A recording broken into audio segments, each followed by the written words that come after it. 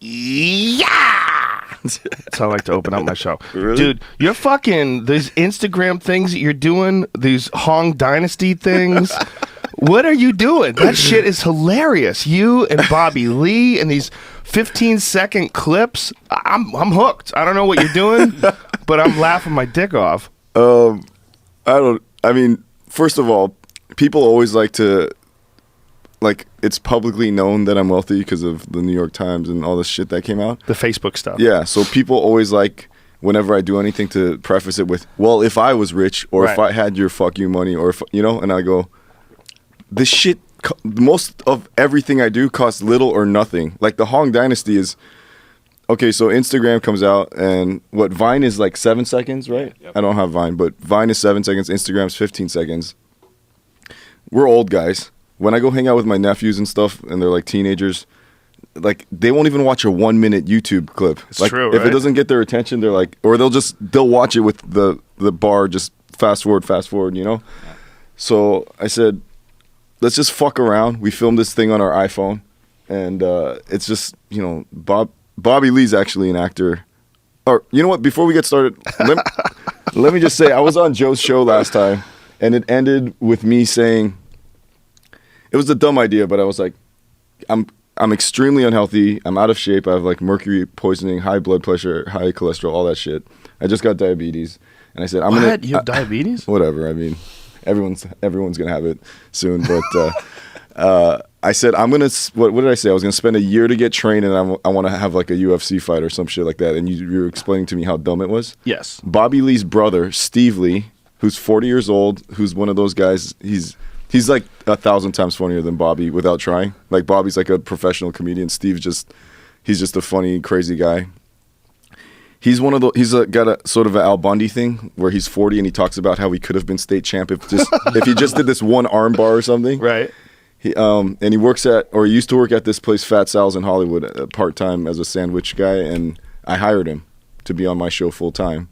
And he started slacking. It was what I thought would happen. And I said, all right, you and me are going to go into this room and we're going to wrestle. And you're basically wrestling for your job. You're doing wrestling and I'm doing judo. And I outweigh him by 60 pounds. He's like a little, like, tiny Asian guy. Right. And I'm like, yeah, I used to do judo. And my friend was like, dude, don't underestimate him because, you know, he was almost state champ. I'm like, that was like over 20 years ago. He's like, but yeah, those little wrestling guys, you know, you can't fuck with them. And, right. then his brother was the referee. So Bobby says, Dave, my brother, you know, he's like very relaxed and lazy about things until you challenge his pussy or money. So Steve, you know, Steve's on the Hong Dynasty. He's like he's a crazy guy. He's always good-natured. He's always funny. When I told him, like, if you don't win this, you're going back to Fat Sal's. And the job he has for me right now is like, they're like, what do you need to hire Steve Lee for? What does he do? I'm like, I literally send him all over the world to fuck as many whores as possible. Like, that's his job? That's his job right now. Having sex with prostitutes? Yeah, I send him like him, basically him and this guy, Bill Poon. He's 53 years old. I sent them to Macau. They're the Macau brothers now. And Bill on his normal job when he's not on my show is he drives hookers around. He's the #1 whore transporter in Los Angeles. I think he put 290,000 miles on his Prius. And I said, do the math, and he has delivered 6,000 hookers to their Johns. Wow. And I go, that makes you the #1 whore transporter. Maybe there's a guy out there that's just fucking doing meth and staying up all night and just trying to break that record. Well, he has his arch enemy and everything. It's like a whole an arch enemy? Yeah, There's another guy. Yeah, there's another guy. But he's like what's that movie? The Transporter. Yeah. He's the Jason Statham guy. Like, he never tries to fuck the hookers. He's serious about it. He's got like baby wipes and condom. He takes the job seriously. Right. He's not does any creepy shit. So him and Steve, I go, hey, you guys, you know, everyone hears stories about like the underground sex world in Macau and this. Why don't you go and investigate? And by investigate, I mean fuck all of them. And so I send them to Macau. We record the whole thing. That's going to be called the Macau Brothers, and we're going to put that up on DVD, ASA, whatever. But so go back to this wrestling match. Okay, so So you guys, is it a submission thing? Is it whoever pins? Well, that's why I'm not a wrestler. I'm a judo guy. So Bobby's like, Bobby used to wrestle too, so he's like, I'll be the referee, and yeah, whoever gets the first person down, submit, whatever, they win. You know. But what is whatever?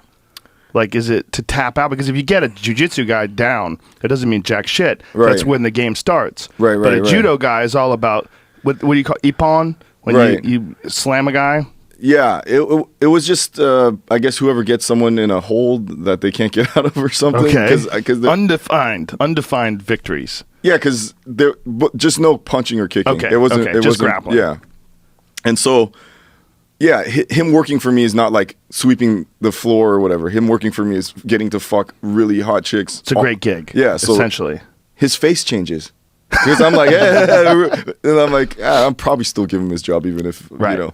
And I go, all I'm gonna do is let him fuck. He's like half my size, like Bobby size. Yeah, smaller. but like way skinnier. And I go, I'll just let him fuck around, and then I'll just flatten him, and it'll look funny, you know. Right. In less than a minute, he took me out. I go, if you don't win right now, you fucker, you're losing your job. He goes red zone. His face. And I go, oh, fuck, dude, this guy's serious.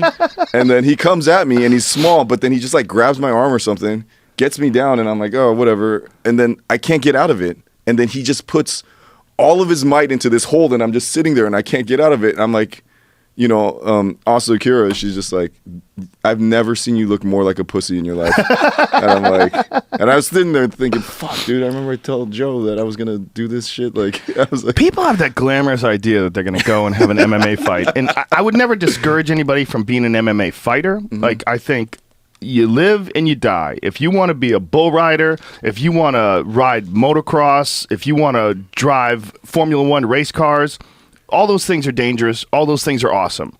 You know, live your life, man. I fought. I did it. It's not.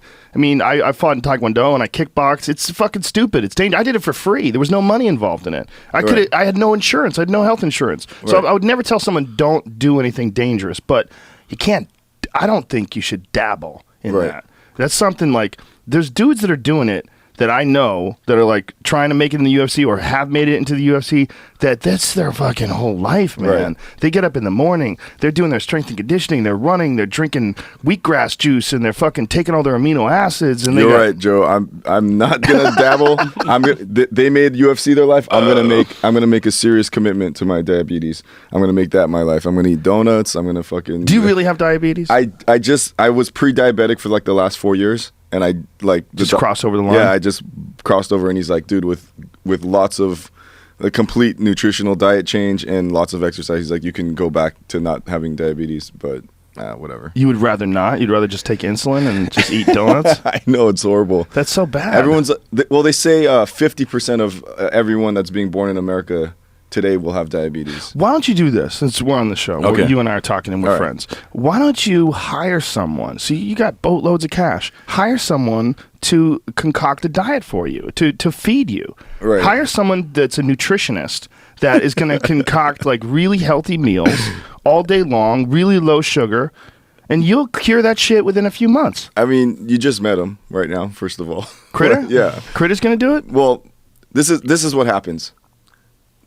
When I made my money, I naturally I just don't trust people. So I made the rookie. Naturally before or after? Just always. I just don't trust people. Right. So I just made the rookie mistake. You've heard the expression before, don't hire your friends and family. Yes. And I hired only my friends and family. and I was like, you know, hey, I don't know how to work a camera. I don't care. You're my cousin. You have to, you know. Right. I just wanted everyone around me to be someone I trusted. Right. And it just, you don't get the level of work that, you know, like I work every night till 7, 8 in the morning still. I don't have to, but I do, you know. And, you know, without even, because there's always in the back of their mind, they're like, Dave's not going to fire me. Right. Like, he's my cousin or he's my best friend. Like, right. And then I was just sitting there going, how come I do have all this money and I hired all these guys and I'm overpaying the shit out of them and, like, I'm still at the office by myself, you know? So I fired everyone. I only hired people that are not my friends and white, and I said no more Asians. I'm only hiring white people. Oh, man, that's crazy racist. Yeah, very racist. But Asians are very hard workers, as long as they're not your family. I don't know. I just wanted to. it's first of all, yeah, it's very racist, and I was like, but it's okay because I want to try something different. I already rode the yellow train. I'm gonna get on the white train, you know. And so I hired people that I'm not friends. I'm friendly with, but they're not my homies. And then they were hired for specifically what their job was. Like if you're a trainer, then that's what I'm not like, hey, I know you're not a trainer, but just do it. Right. And I found out with this next phase of the experiment that I immediately like befriended all of them. Like now they're all my best friends again. and even if I like Critter, I said, listen, I have diabetes. And he's also my bodyguard, which everyone thinks is a joke, which it is most of the time. But, weird shit happens once in a while. And I said, look, I love eating. I'm friends with lots of chefs. I go to a lot of restaurants. I have a piece of me that's like, you remember just having no money and going to a restaurant, a nice restaurant for the first time, and just like having that snooty, looking at sushi menu and going like, what's MP? Right. Like I didn't know because I'd never been there, and they're like, that's market price, sir. And I'm like, well, how the fuck am I supposed? Right. Okay, so this toro, what is that? And they're like, it's the fattest part of the tuna, and it's $60 a piece. You mean for the 2 pieces? No, for 1 piece. And I'm like, $120 for 2 tiny fucking pieces of fish. But I didn't have any money. I'm like, I'm not gonna get that. And they're like, yeah, if you have to ask, then you can't afford it. And so now I have the money, and I go in there. Yeah, motherfucker, give me 100 toro. What? I'm like, give me the whole fucking fish. And then it's like, oh, tuna has the most amount of mercury. And the doctor checks my blood, and he's like, you have so much mercury in your fucking blood. Is that really happened to you?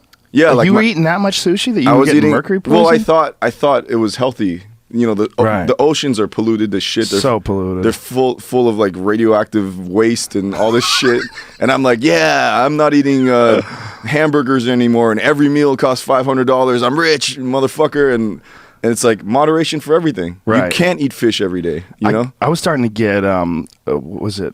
God damn it! I forget the poisoning that I was getting from sardines.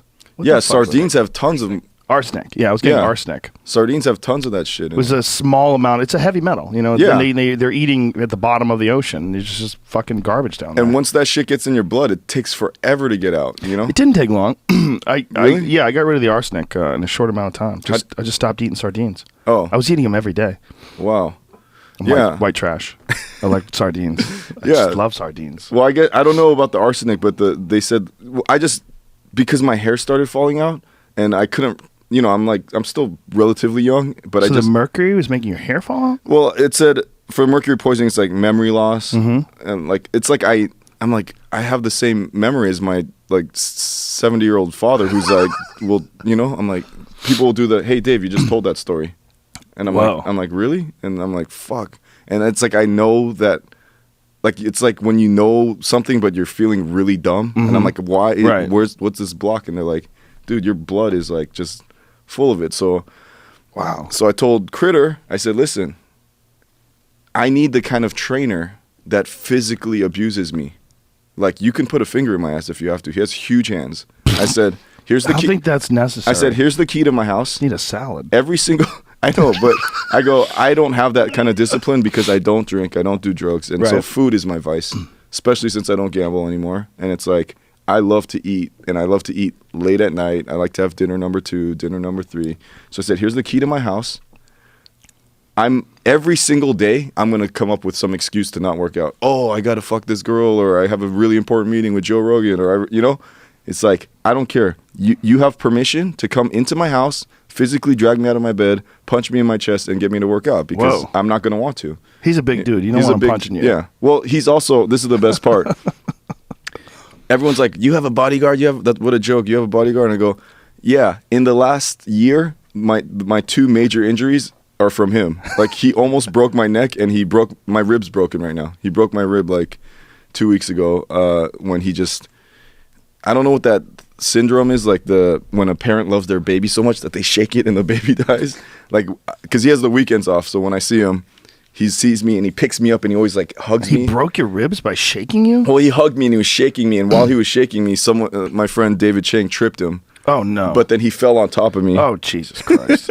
And he's a big guy, so I'm like, yeah, my bodyguard that I paid to protect me hurts me. Broke your ribs and almost broke your neck. How did he almost break your neck? Just when he shakes me, like it's so violent that I'm like, I feel like those Steven Seagal movies, like, dude, one jerk and like my neck's gonna snap. And he did it, and I couldn't turn my head this way for like 2 weeks, and I was like, can you like protect me and not hurt me anymore? You know, I don't know, whatever.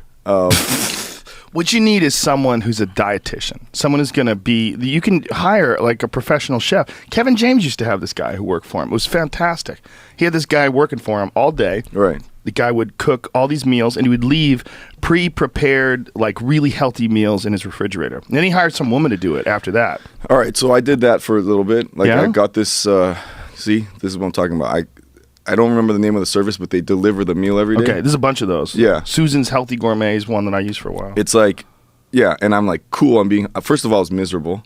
The meals started to stack up in the refrigerator. It's like, oh, like inside, I'd be like, oh, cool, I did it. I'm on this program. Right, but you weren't really eating it. But then I'd look at it, or I'd eat it and go, oh, cool, I ate good today. And then like at 3 a.m, still go out and get the burrito. And so the thing I'm doing now, which I already can see, it's horrible, and everyone says it doesn't work, but now I'm sort of like stuck in this weird thing. Is it's like the whole I'm like, no one's like, diets aren't gonna work, right? Right. Like this has to be a lifestyle change. Right. Like you can't like go for 3 months eating salads and then be like, hey, I got my weight down, I got my cholesterol down, I got my diabetes down, and then going back to it. It's like you have to have. But I'm like, but I love food. Like I love eating, and so the thing I'm doing now, which I didn't have put too much research into, is chewing and spitting. There's I know guys who did that with meat. There's some MMA fighters, like Diego Sanchez was doing that for a while. He wouldn't eat meat. He would just chew it up. It's horrible and for you. Spit it. Is it really? It's horrible for you. Because first of all, so you get like... the stomach acids, is that what it is? I'll order like 3 entrees. I'll get spaghetti, fried chicken, steak. I'll get pie. I'll order everything. It's just like Roman times gluttony to the max, right? And I'll have like... The worst is if it's at a nice restaurant, because then they don't have they have like cloth napkins. And I'm like, can you bring some more of those paper napkins? And I'm sitting there, and I'm like, and I'm just chewing everything, getting all the flavor out of it. And then I'm spitting it, which the mouth, as soon as it starts chewing and making saliva, the stomach starts making acid to prepare for the food to come down. Right. But if the food never comes down, there's just like acid in your stomach, you know? And also, when you eat, all the sugar already goes into your, like, before it hits your stomach, you know? Yeah. So I'm eating all this food at like nice restaurants and chewing it and spitting it in napkins and then putting it like on the plate, and then like the dudes come and say, sir, is there something wrong with the meal? I'm like, no, it's delicious. It's fucking amazing. And then, you know. You're looking for shortcuts, bro. I'm looking for shortcuts. You can't do that. Why don't you just hire a real trainer? Not Critter, but hire someone who's like a real, legit strength and conditioning trainer who's going to put you through some stuff. If you really want to do something that's fun, Critter, you're fired. You should take a martial art. Yeah, I guess. I mean, you did judo. Why don't you get into jiu-jitsu? I think I need a hot chick. How would that work? For the trainer, because then I'll be motivated. Well, you're just going to want to fuck her. Well, that's and then if you can't fuck her, you want to bring other girls hotter around to show her that you can fuck them. Like, listen, bitch, I can fuck them. Why can't I fuck you? And then it'll become some weird ego thing. And Joe, having an eating disorder is the number one thing to like bond with hot chicks, because they all have one. It's like, I'm like, should I go anorexic or chewing and spitting or bulimia? And they're like, well, I tried. I'm like, cool, I'm bonding. It's like all of a sudden, like this super boring dumb girl is like all like, oh yes. But a lot of like CrossFit chicks, they don't have eating disorders. If you get like a strength and conditioning type gal. You're right, Joe. I do have buttloads of money. I got to figure out, not a shortcut. I just need to figure out to make, not cure cancer, not cure AIDS, some kind of delicious food that you can eat every day. And you can't do that. This is the thing. The more you suffer, the more you'll enjoy pleasure. You are a glutton for pleasure, my friend. Right, but you love the pleasure. Check this out. So my Japanese business partner, I work with this company, Good Smile. It's not legal in America yet, but he smokes, he drinks, he eats all this shit. I don't even know what this process is called. You might have heard of it, but once a month. This is like real rich guy shit. He gets a lot of his blood taken out, and then they do shit to it. Like they make it into super blood, and then he puts it back into him, and then everything goes down. His and I go, what is that? And they're like, it's not FDA whatever tested. It's not in America yet, and so. Well, I do this thing called Regenikine, and I had it done today. Actually, my shoulder's been bothering me. They take your blood out, and they spin it in a centrifuge and apply heat to it, and so your blood thinks like it has a fever, and it creates this anti-inflammatory response, and it creates this like yellow serum, and then they extract the yellow serum out of your blood, and then they inject it directly in areas where you have inflammation. It's really good for injuries, but it's also like when you do it, like I did it today, your energy, you just feel great. You feel great right now. Yeah, Dana White told me about it because he has an inner ear infection, an issue rather called Meniere's disease, and it's from he got beat up one time when he was young by a bunch of guys, and he gets this tinnitus like ringing in his ear, and it fucks with his balance and shit, and it's all inflammation. Well, they figured out a way to inject this serum made out of your blood, and it totally cured it for him. Like he went through surgeries, he was on medication, he did a bunch of shit that really fucked with him. But this stuff, instead of fucking with him, it uses your own blood, and it made him feel fantastic. And he used to have to go to Germany for it. And I was going to fly to Germany to go do this, but then they started opening these places around. Now they have one, Lifespan Medicine in Santa Monica. I did it this morning. Well, this is what I'm talking about, Joe. It's like, I get the whole like you need to suffer to like, you know, but that's for injuries. I know, but it's like, do you have any injuries you could use as an excuse to get this? I'm just saying, like, the way technology is going now, like you're covered in tattoos, but like in 5 years they're gonna have some ray that just gets rid of all your tattoos. They already do. They have lasers. They can get them but off. It's not good right now. Well, it's painful. But they'll make it so it's not. They're gonna have everything soon. So I'm like, do I need to like really switch my eating habits, or are they gonna make like a some Oculus Rift fake hamburger where I'm like, oh yeah, it's delicious and not, I don't know. This is my take on it. I think gluttony and eating like lots of delicious food is fun, but feeling like shit is not fun. And what I like to do is have cheat days. What I like to do is I eat this is what I've eaten today so far. I had a blended juice drink, which was like celery, ginger, carrot, cucumber, I'm trying to remember all cayenne pepper, oregano oil, lemon, all this stuff. Fantastic for you, right? That's what I had for breakfast. And the only thing I ate this morning is 2-day unshaved pussy lips and slight hint of urinary tract infection.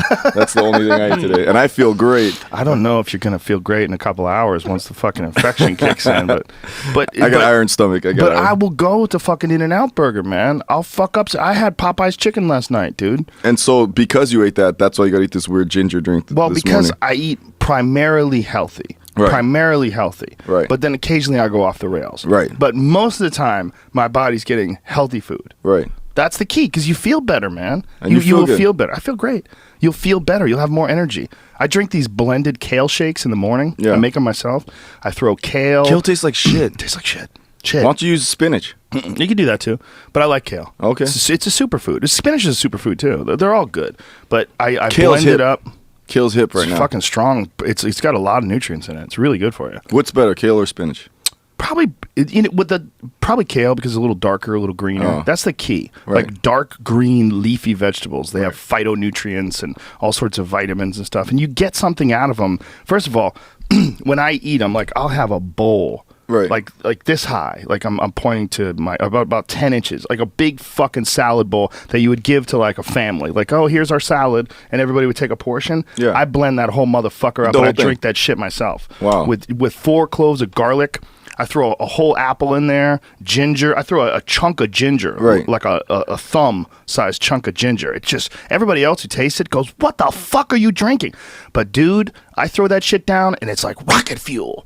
You feel great. I feel fucking fantastic. It's better than coffee. I have like a chorizo bacon burger, and then I have that too, and then I take the top bun off, and I go, yes, I'm doing good today. Yeah, you got rid of that gluten. And then I feel supercharged to take a nap. I'm like, yes. Well, I think you're enjoying your success, and you're enjoying your wealth, and you're enjoying pleasure.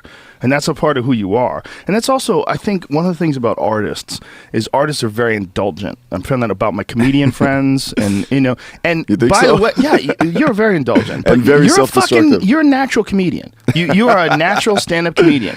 You did a thing was it at UCLA? Yeah. You did a thing at UCLA that you put on that video that was up, that a bunch of people, dude, that was like a guy who'd been doing stand up for years. And Thanks. you had only done it like how many times when you did that? That was the first time I did First it. time. Yeah. That shit's ridiculous, dude. Can I plug that? Fuck yeah. All right. So I put it on my Twitter. It's on my Twitter if people thanks, can find Joe. it. Yeah.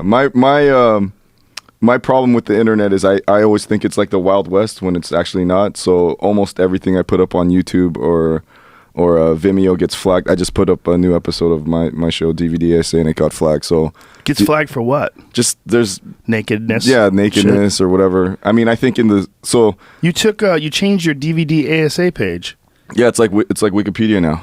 dude. It's like anybody can go on there and change it now. They could say Dave's a fag, this whatever, and it'll I can't believe I just said that. 'cause Good someone- luck. Yeah. They're gonna do that now. You did. You made a Wikipedia out of it. Why'd you do that? We used their technology, and we just was like, it's your website now. Why would you do that? Because who cares? You know? You're gonna care once your website is all black dicks. I know that's what's gonna happen. So whatever. Current threat level. I love the current threat level. Vitamin piss yellow is the current threat level. So everything on that website right now, it's the fans did it. Oh, that's great. Yeah, like it's.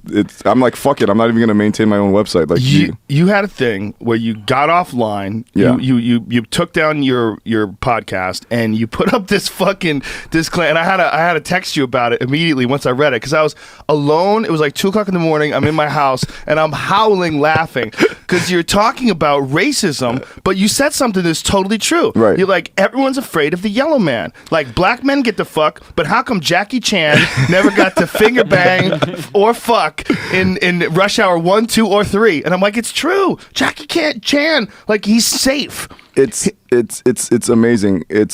I'm in bed fucking this white girl, and I had my phone like next to her head like this, and a text comes in and it's Joe just saying like ha ha ha ha, ha. And he's like writing my press release back to me, and it's look, wait, first That of all, one quote, yeah, though, was so fucking funny. yeah, I didn't know these kind of facts, but like, do you know how many Asians are in America? Like, I'm talking about jungle Asians, like Japanese, Korean, Filipino, like all of the Asians combined. Do you know how many of them there are in America? No. What's the number? Take a guess. 20 million? Or percentage wise. Oh, percentage? Yeah. 20 million would be what? Less than 10%? Yeah, like 7, 8%. Yeah, it's 4%. 4%? It's 4%. So it's like, I just like, I just like doing shit, and then people always, they need to be like, oh, check out this Asian comedian or check out this Asian artist. And I'm like, why can't I just be an artist. Yeah, why can't I just be an artist? Why Yeah. do I always have to be like, like I got mugged by a black guy. right, exactly. It's never I got mugged by a dude. This dude fucking mugged me, man. If you say you got mugged by a dude, that's a white guy. Right. Like, if I got fucking mugged by this dude. Yeah, and also Akira, she's on my show. The first time I met her was 7 or 8 years ago, and so this is still in the year, it was like 2005, 2006, and it was on the set of the first Asian American porno in America, and I was like, First one? I was like, I don't even know what that means. And I'm like, there's Asian chicks in porn. And it was like, no, the first porno in America. All Asian. Where they're all Asian. And then I'm like, what, the male? I'm like, yeah, that exists. And they're like, no, it doesn't. They go, the only place in porn where you see an Asian guy is gay porn, and he's the bottom. So he's literally getting fucked in his ass, and that's the only place you see him. So what about Japanese porn? No, but that's in Japan. Right. I'm saying in America. And I'm like, wow, 2005, whatever, and that still doesn't exist yet. And so I go on the set, and then the guy that's the performer is Filipino, and I'm like, that doesn't even count, But Doesn't count? They're not Asian? No, they count. I'm just joking. But so I go, wow, that's weird. And then I just, the shit I talk about on my show, the shit I just do, and then it's like if you talked about it, it would be fine if a black guy talks about it. But it's just, it brings out like these people, and they're so offended by it. And I go, what, and I know in the script for Romeo Must Die, Jet Li kisses Aaliyah at the end, but they changed it to they just dance together. Oh, God. And Jackie Chan is the star of Rush Hour, a fucking $1 billion franchise. Why doesn't he get to fuck or finger bang? Why not? Like, okay, fine. He didn't get to do it in 1. Maybe in 2 he gets to fuck. All right, well, you know, it's like, why can't they be sexual, you know? Right. And I don't know the answer to that. Well, it's the male Asian with the white woman is such a rare combination in movies and in television. Right. It's so fucking rare that when they're doing it, it almost feels like they're doing it on purpose. Right. And it's like, but, you know, because there was once that with the black guys, they're like, black guys, you know, if I see you with white women, we're going to kill you. Yeah. But now it's like Jungle almost, fever. Fix that shit. Yeah. So it's like, made it a disease. I don't know. My best guess on it is when, and you know, this is just my guess, is when I hear people go, oh man, those fucking Asians are like, they're taking over all the best spots at all the best universities, and they're owning all the real estate, and China's taking over the world. It's like, they're taking everything. They can't take our white pussy on top of that, you know? So I don't know. I don't know what it is, but I just know, like, when I do shit, like, I get a lot more slack for it than, but whatever. I don't give a shit. Well, the point that you were making, I mean, I know you were just being funny, but the point you were making is true. I mean, you don't see Asian guys get laid in movies. And if they do, it's with an Asian girl. Right. I mean, I'm sure there's examples. There's one. It's Stephen Yeun from Walking Dead. Got to fuck Maggie. Right. That's true. That's the true. only one. That's a perfect example. Which Maggie's pretty goddamn hot too. That's a good one. That was a victory. I high-fived him for that. That's a victory for the Asians. And he stayed alive for many seasons. Yeah. So he's doing it. Yeah. Wait, can I just plug the thing really quick? Fuck yeah. What is the thing? The video? It's VidMe, vid.me. Because, like, I've been looking forever because everyone's like, why don't you just have your own platform or whatever? And I'm like, I don't want to spend time doing that. So it's... Hire somebody.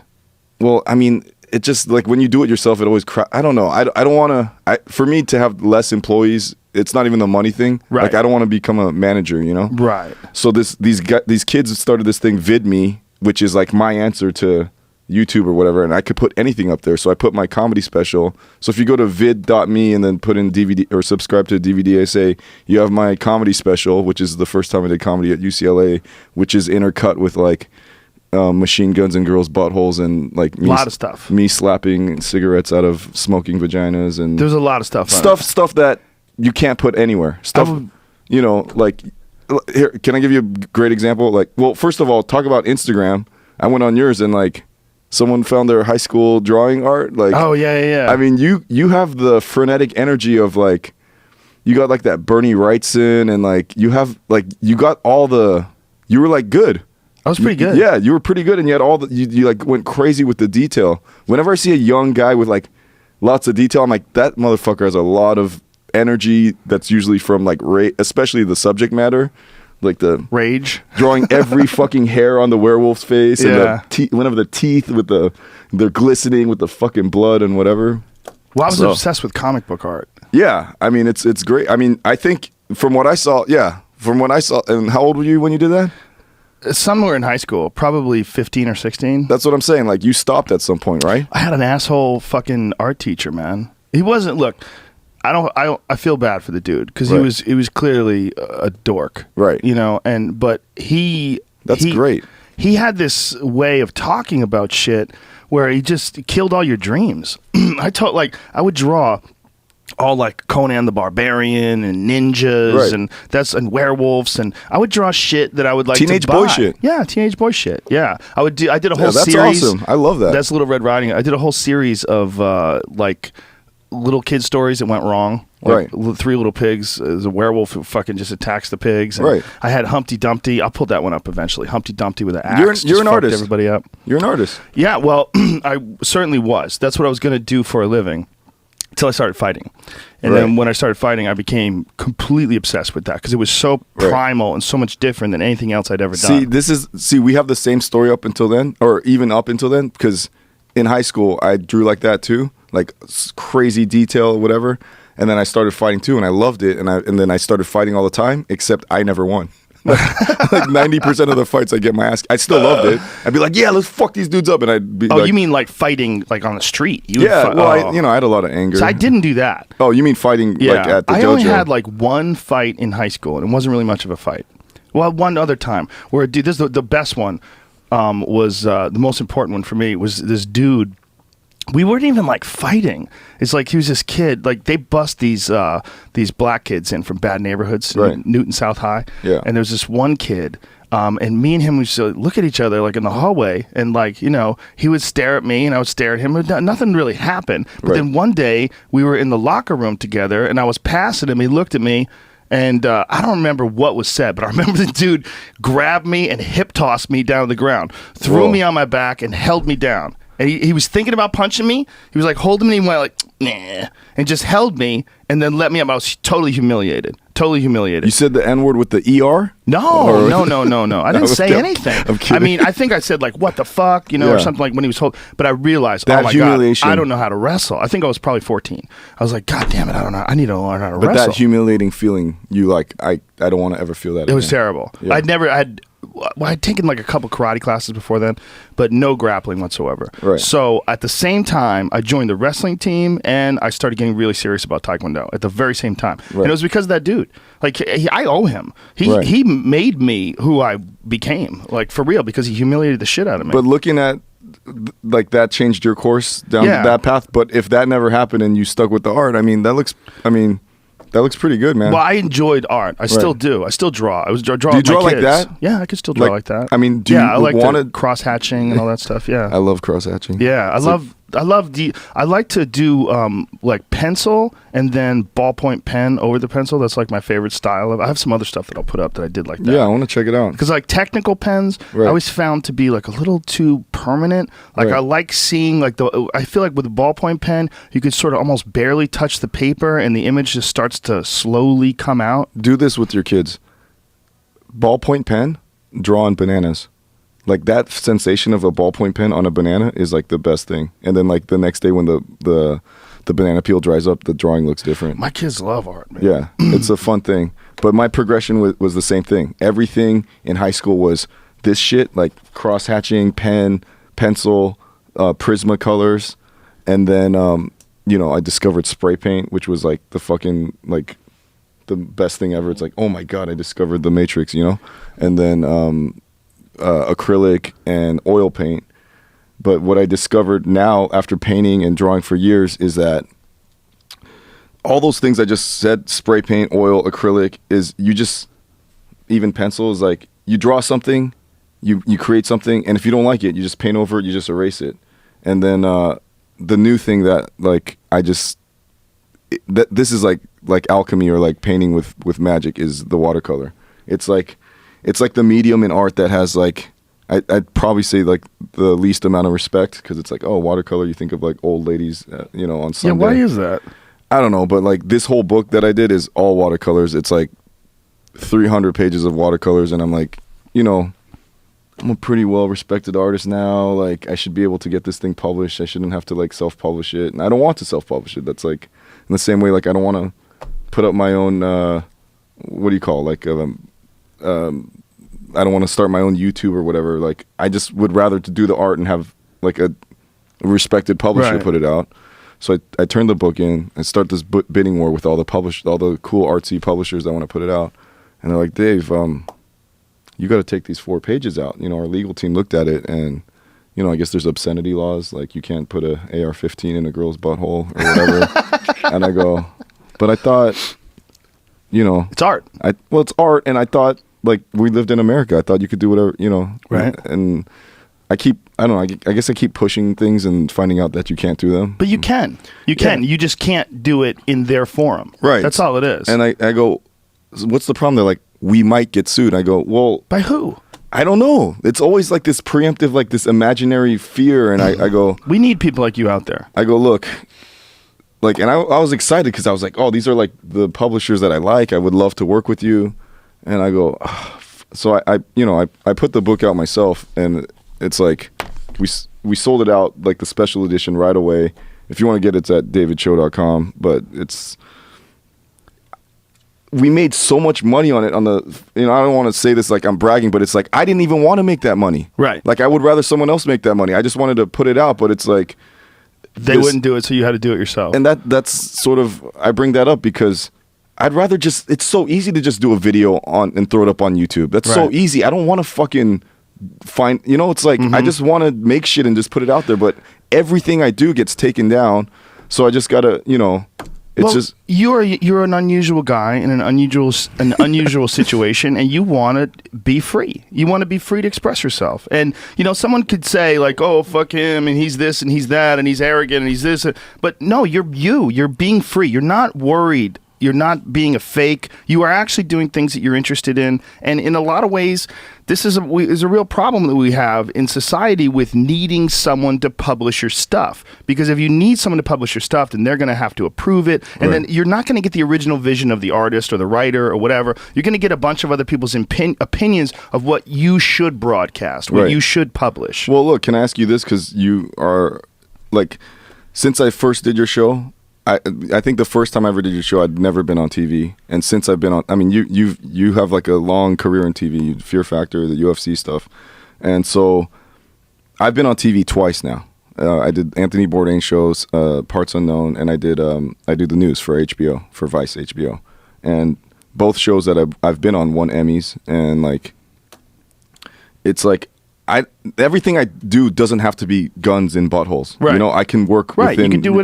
But you have a. They're like, hey, do comedy, but don't cuss, and then I can do it. Right. But so the 2 times I did TV, like they're like, oh, Dave, those shows you on won Emmys, and so the floodgates sort of open, and like now I have all these people interested in doing shows with me, but they're. Do you ever have this experience? You know a lot of rich people and whatever. Like I sit in boardrooms with like CEOs and like people that run these companies, and they're billionaires and they run the world. They have way more money than me. They have way more power, fame, whatever, and they're still not free men. They're like they answer to AOL, Disney, or I don't know. Like they go. You got to take these 4 pages. Well, they're afraid to take chances. I go, you're a fucking billionaire. Who gives a shit? It's like, oh wow, you have all the money in the world, yet you still have to answer to shareholders, like your business partners, your wife. I don't know. I made a conscious decision not to get married. I don't have kids.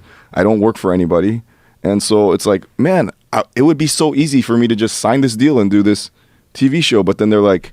But then you can't have Hong Dynasty on your Instagram. Fuck that. Don't ever let anybody take you from doing what you're doing. Well, no one says, the nice thing is no one says you can't do it. They just go, if you want to be on our team, then you can't do this shit. Like, what is this Hong Dynasty shit? That's saying you can't do it. Look, I've had that when... But I've done projects before where they've told me to take down my website, take down your message board, I'm like, fuck you. Right. I'm not taking down shit. Because if you want me to do that, you want me to compromise myself. Right. It's going to start there, and it's going to end up with me wearing a fucking suit, sitting behind a desk, talking to some idiot about his sitcom that I give 2 fucks about. Right. That's what happens. And it's a weird thing, because it's like, I didn't give a shit when I was poor. I didn't give a shit when I was rich. And then it's like, what, now I'm going to have a boss? Like, it's weird. Like, you don't have to do that. Just do things that you're doing now. But this do is it what on I'm the saying. internet. I know, but this is what I'm saying, Joe. Like, I don't want, like... Well, what's the let's put it this way. Okay. What's the benefit of you doing something on television other than Vice, which is an awesome show, and Anthony Bourdain show, which is an awesome show? Those guys are doing awesome. Things like that is great, but what's the benefit of you doing a television? Do you need more money? You don't need more money. No, it's not to do more money. It's just like... To do projects. It's just, for me, like... I don't know. I just filmed this pilot where just... Yeah, it's not for the money. They don't even have to pay me anything. But so it's what's like, the benefit? It's like I get to fly somewhere and I get to, like doing a show like this, we can say anything we want, but or we could talk about like, oh, I want to make this movie and talk about the ideas. But this is like making it happen. It's like. But you could do that. I know, but it's like the thing with the publishing. It's so much easier for like when I showed up on Bourdain set, like it's all taken care of. I was like, wow, this producer called everyone. This cameraman's like a award-winning cinematographer. He knows what he's doing. Like, I don't want to become the guy that's like, oh, I got to start my own network now. I got to hire my own guys and do all this shit. You can do that though, man. Listen, you can have meetings, and one of the things you could do is get a manager, get a nice Jewish boy who understands show business, and tell that motherfucker, this is me. I'm David Choe. I like to put AR-15s up girls' buttholes. I like to do watercolor paintings that are obscene. I like to do this thing called DVD ASA that gets me fired from HBO. I'm a crazy man. Nobody fired me. Nobody fired you. I got an option. We'll talk. I got tons of money, and I like to do fun shit, and I don't want to have a boss, but I want to be able to do cool projects. I want to enjoy life. I want to have adventures. So what do we need to do to hire a bunch of like real good union cameramen to set up a real good production studio where we can edit video, hire legit people? I don't want to deal with shit. Yeah. I just want to go do my stuff. You handle all that, Right. and you could do all that, and it could become profitable easily. Right. Well, I mean, I'm not your manager, but that's what I'm saying. It's like being a reluctant entrepreneur. I don't want to do that, but Right. I'm gonna have to. you should. You know, You It's should. like, The I don't- stuff you're doing, this Hong Dynasty stuff, it's fun. That was like just like it's like a weird feeling to go to like a Denzel movie or a Liam Neeson movie, and you're sitting there and you're like, this is shitty, but you're like, it's so much money behind it. How did it even get made? You know, or you're sitting in an editing room and you're working on a show and you're like, wow, that part's really funny. It's like, that's never going to be on TV. Yeah. Why? 'Cause it's too risque everyone in this room agrees that's the funniest thing. Right. It'll never be on TV. Why? Because of Coast soap commercial is going to pull their ads if you do that. That's half the best shit I've ever said on Fear Factor. Never made it to the air Exactly. because I would fuck with the contestants and say ridiculous I shit would love that to I see knew that. wasn't going to be on the air. I would love to see that. But you got to understand that that's not what they're trying to do. Their business is not Right. the business of artistic expression. Their Right. business is the business of making money. What's the best way to optimize their chance to making money? You got to Right. get a real cookie cutter bullshit television show. Right. You know these. But you know, they're saying then there's no audience for a Fear Factor type show where Joe fucks with the contestants. there and is, you but know. it's not that Right. forum. That Right. forum has already been established. It's already locked down. Right. It's already censored. But what you're doing on the internet is a wild west. Like this podcast has no boss. There's Right. no one to tell us what we Right. could talk about. We could do whatever we want. Right. And it's because it's on the internet. You could do the same sort of thing, and But you do you are ever doing it. run Like, into what I do, which is like, hey, Joe, you're on like, whatever network UFC's on, or, anytime you do TV stuff, do they ever go, hey, Joe, I've had a few you issues. talked about some fucking crazy shit on your last show. You got to take that episode down. No, Like- no, I'm not going to do that. I wouldn't do it. Yeah. There's been a few issues, but I can justify the things that I've talked about. I mean, I'm not just Right. going off on a rail with You no love clue as to UFC. what I'm saying. I love it. Yeah. I've never met anyone who like knows so much and just can recall that. If they at one point like Dana White or whoever said, "Hey Joe, you're like part of UFC. Like you've been doing it forever. Your podcast is just." I quit. I quit the UFC. You would Like that. in 1 second. 1 second. You wouldn't say, "I love it so much that I can." I've come close a couple times. Wow. Yeah. There's no way. I'll never change what I do in stand-up, and I'll Right. never change what I do with the podcast. I firmly believe Right. that if I did that, I would be a miserable fuck. Right. If I decided I believe that too. I'm going to censor the podcast, and now I'm not going to have people like David Choe, and he's a fucking loose cannon. He's talking about Jackie Chan finger banging people. He's got AR-15s up girls' buttholes. If I did that, I would fuck myself over. And plus, I started doing this thing that I like as much as doing the UFC. I started doing these fight companion podcasts. Yeah. Where we sit down and we watch the fights. We put the fight up on there. Right. And we drink and we Right. smoke weed and we watch the fights and just talk while the fights are going on. It's the most fun. And you're recording the whole yeah. thing. And we broadcast it. You're probably having more fun doing that shit. And it gets hundreds of thousands of downloads. Wow. See, It's crazy. I like doing that almost as much as I like being there. Right. Almost. Being there is the best. right. I mean, don't get me wrong. I love my show and talking about fucking Jackie Chan like finger blasting and whatever. But I love getting access to fucking go to the North Pole and interviewing like the Norwegian Army general and getting, I like that stuff too. Right. And it's like, well, anytime I'm put in this, I'm like you, man. I'm like, I'll never fucking bow down Compromise. to. Yeah, You I'll don't never have bow to. down to anybody. Like I don't give a fuck. Well, if but you at the same don't- time, I don't have to do anything. Right. You could just sit down and just chill. Yeah, Yeah. and Well, you have what's really fuck you money. You really have it. I mean, that's an expression. You feels have good. fuck you money. It feels good. It does feel good, right? You got to use that fuck you money. Use it to say fuck you. And Right. when you do a television show where they compromise you, hey, you got to take down DVD ASA, or Right. you got to stop doing AR-15 up girls' butthole pictures. Right. You automatically you get rid of the whole point of Right. having fuck you money. Yeah. You can't say fuck you. Who you are is this weird, unique artist dude who likes doing. You like pushing boundaries. You like being open about everything from prostitutes to sexual proclivities to overeating and diabetes. But that's you, man. Right. You're a good dude. I like Thank you. you. I like you don't, too, man. I don't worry about guys like you getting corrupted by the fucking grist for the mill, get stuck in the machine where they figured out, I can make more money off of David Choe. I got to make David. You know what they did with. Here's a perfect example. Right. You know what they did with Dave Chappelle? Dave Chappelle was doing the fucking Chappelle Show, which in my opinion is the greatest sketch show of all time. The best. The best. He's one of the funniest stand-up comedians. Years later, we could of all still time. watch repeats. It's funny as shit. That guy, the blind white racist who was a black guy, is still one of the greatest sketches of all time. The race trading, the Chinese taking the Wu-Tang Clan, and like, all that fucking stuff. Brilliant, brilliant show. They started telling him he couldn't say nigger. They started telling him to stop saying it. And he was like, what are you talking about? They were like, we can get more money from advertisement if you stop saying this or you stop saying that or don't do this or do.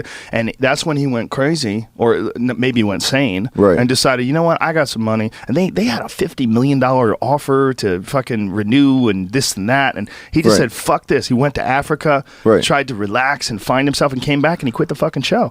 And he quit the show because they were turning him into something else. They were trying to take this uncensored, brilliant, artistic mind and make him a commodity. Right. And that's what happens, man.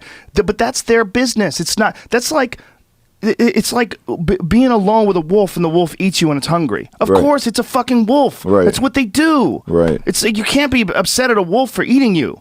That's their nature. And the nature of people that run these production studios and networks, they're not evil. They just make money. And the way to make money, how much money can you get from Toyota? Well, Toyota will give you X amount of money if you don't have any swears. They'll give you, X more if you cut out this and don't do that. They'll sign on for 3 years, a 3-year commitment. And that's the way that shit works. No, it's just about maximizing profit. I've been, I've worked every job. I've worked in advertising. I've done all that shit.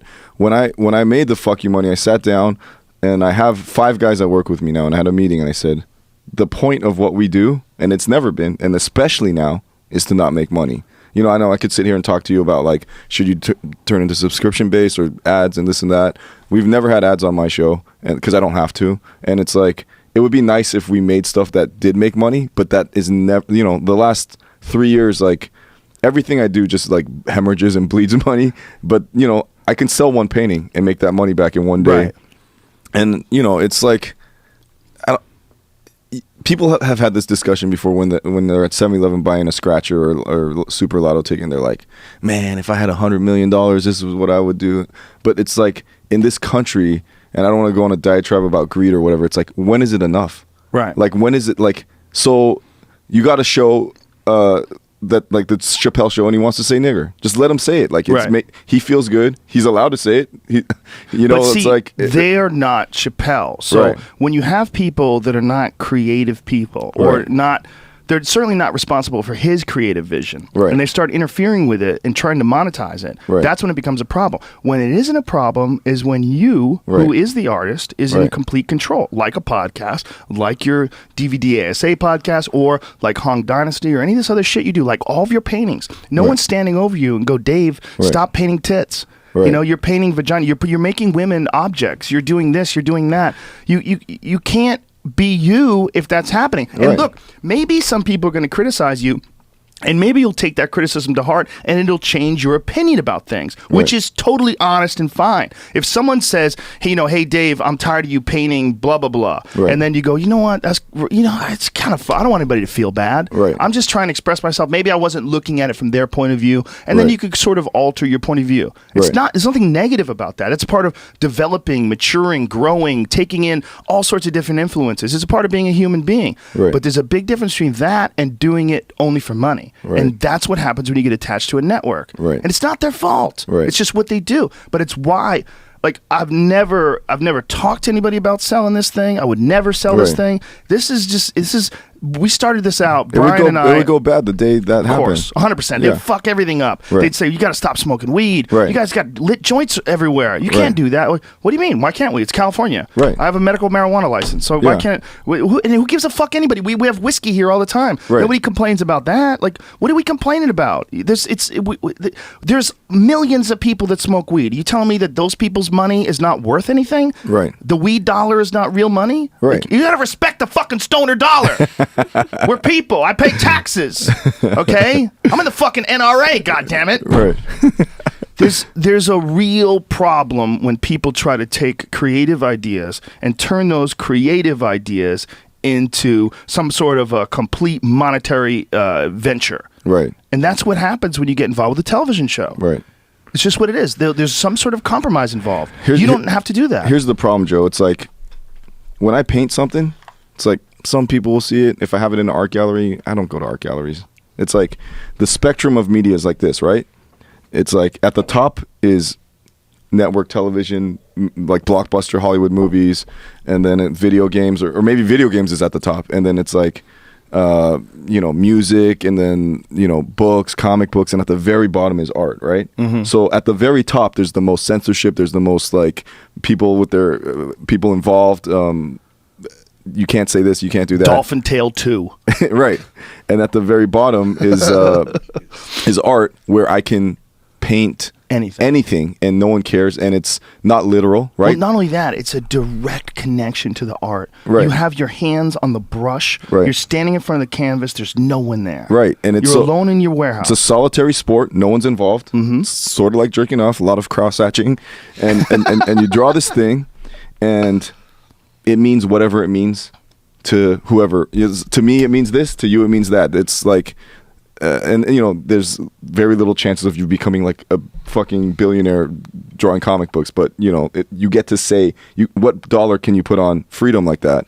But now, because this weird anomaly of where I did make like all this money doing art, the floodgates have opened for me to do all types of entertainment. And not to sound too like artsy or whatever, I look at everything I do as art. I look at my podcast, my TV stuff. I bring that level of expression and freedom to it, and then it just is not translating well with the higher ups, I guess. And it's like, hey, you could do whatever you want over here, but don't. There's no higher ups, bro. I know there isn't. They can all suck your dick. Yeah, they do. Yeah. There's no higher ups, man. Yeah. This all comes down to other people influencing your creative vision, and you can't ever let that happen, because your creative vision is what makes you unique. When I talked about being an artist or wanting to be an artist in high school and having this bad art teacher, I honestly do feel bad for the dude, because he was really frumpy and he had a gut, and his fucking posture was bad, and he just was a guy who just had no hope. And what he said to me was like, I would draw all this stuff, and he was like, you got to do, like, you're going to have to draw things that you don't want to draw. Right. And I said, why? And he said, because you're going to have to make a living. Right. So if you're going to have to make a living, maybe you're going to work for, this is the example to use. You're going to have to draw babies for a diaper commercial. And I was like, but I want to be a comic book artist. And he's like, but you may not make it as a comic book artist. So I was like, oh, fuck this. So my senior year, I didn't even take art. I was one of the best artists in his class. Right. There was me, this guy, I think his name was John DeVore. He was really good. And this guy, Kevin, who was also really good. These three guys, and we all used to draw the same style stuff. Right. I don't know if they became artists. I don't know what happened. You didn't keep in touch with them? No, high school was weird. Did you ever do? I was such a social misfit in high school. Did you ever do a portfolio day where you have like all your drawings and you go to like Disney or something, and you're like, no, hey. I never got that far with it. So, I didn't even get to as far as like applying to colleges. When I got out of high school, I went to art school for a year or two, and then I dropped out, and I was just like, how am I going to make a living doing this? And I got all my best drawings, and I went to, I think it was Cal Arts. It was like it's like a open call, like, and it's like every single animation studio, every single advertising agency. And I got there, and it's all these fucking kids with all their art, and there's really long lines to talk to a guy that like has a pencil behind his ear and goes, work on this, work on this. And I was like, fuck this. And so I was like, I'm not even gonna wait in this line. So I went to go take a piss, and I saw one of the advertising guys get up, and I followed him to the bathroom. And I said, and I pulled one of those while his dick's out. I'm like, hey, look at this crosshatched penis. Look at this. And he's like, hey, you can't wait in line like everyone else. I'm like, dude, please. And he like looked over, and he's like, hey, that's pretty good. And so he's got his dick out, and I go, hey, nice fat dick, dude.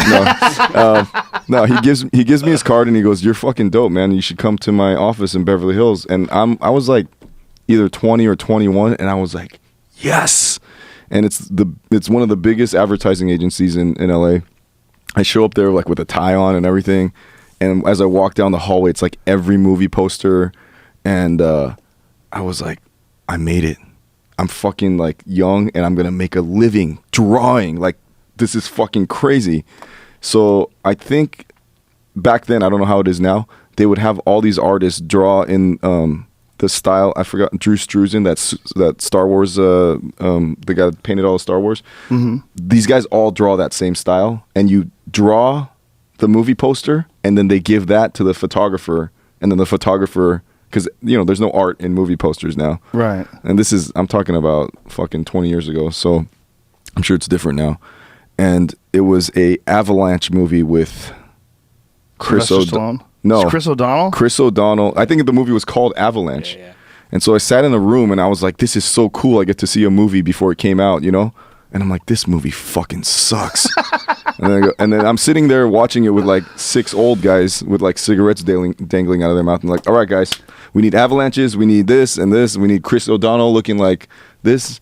And I'm like, this is amazing, And I sit in a room and I draw Chris O'Donnell and There's the poster. Vertical limit. Vertical limit. There it is.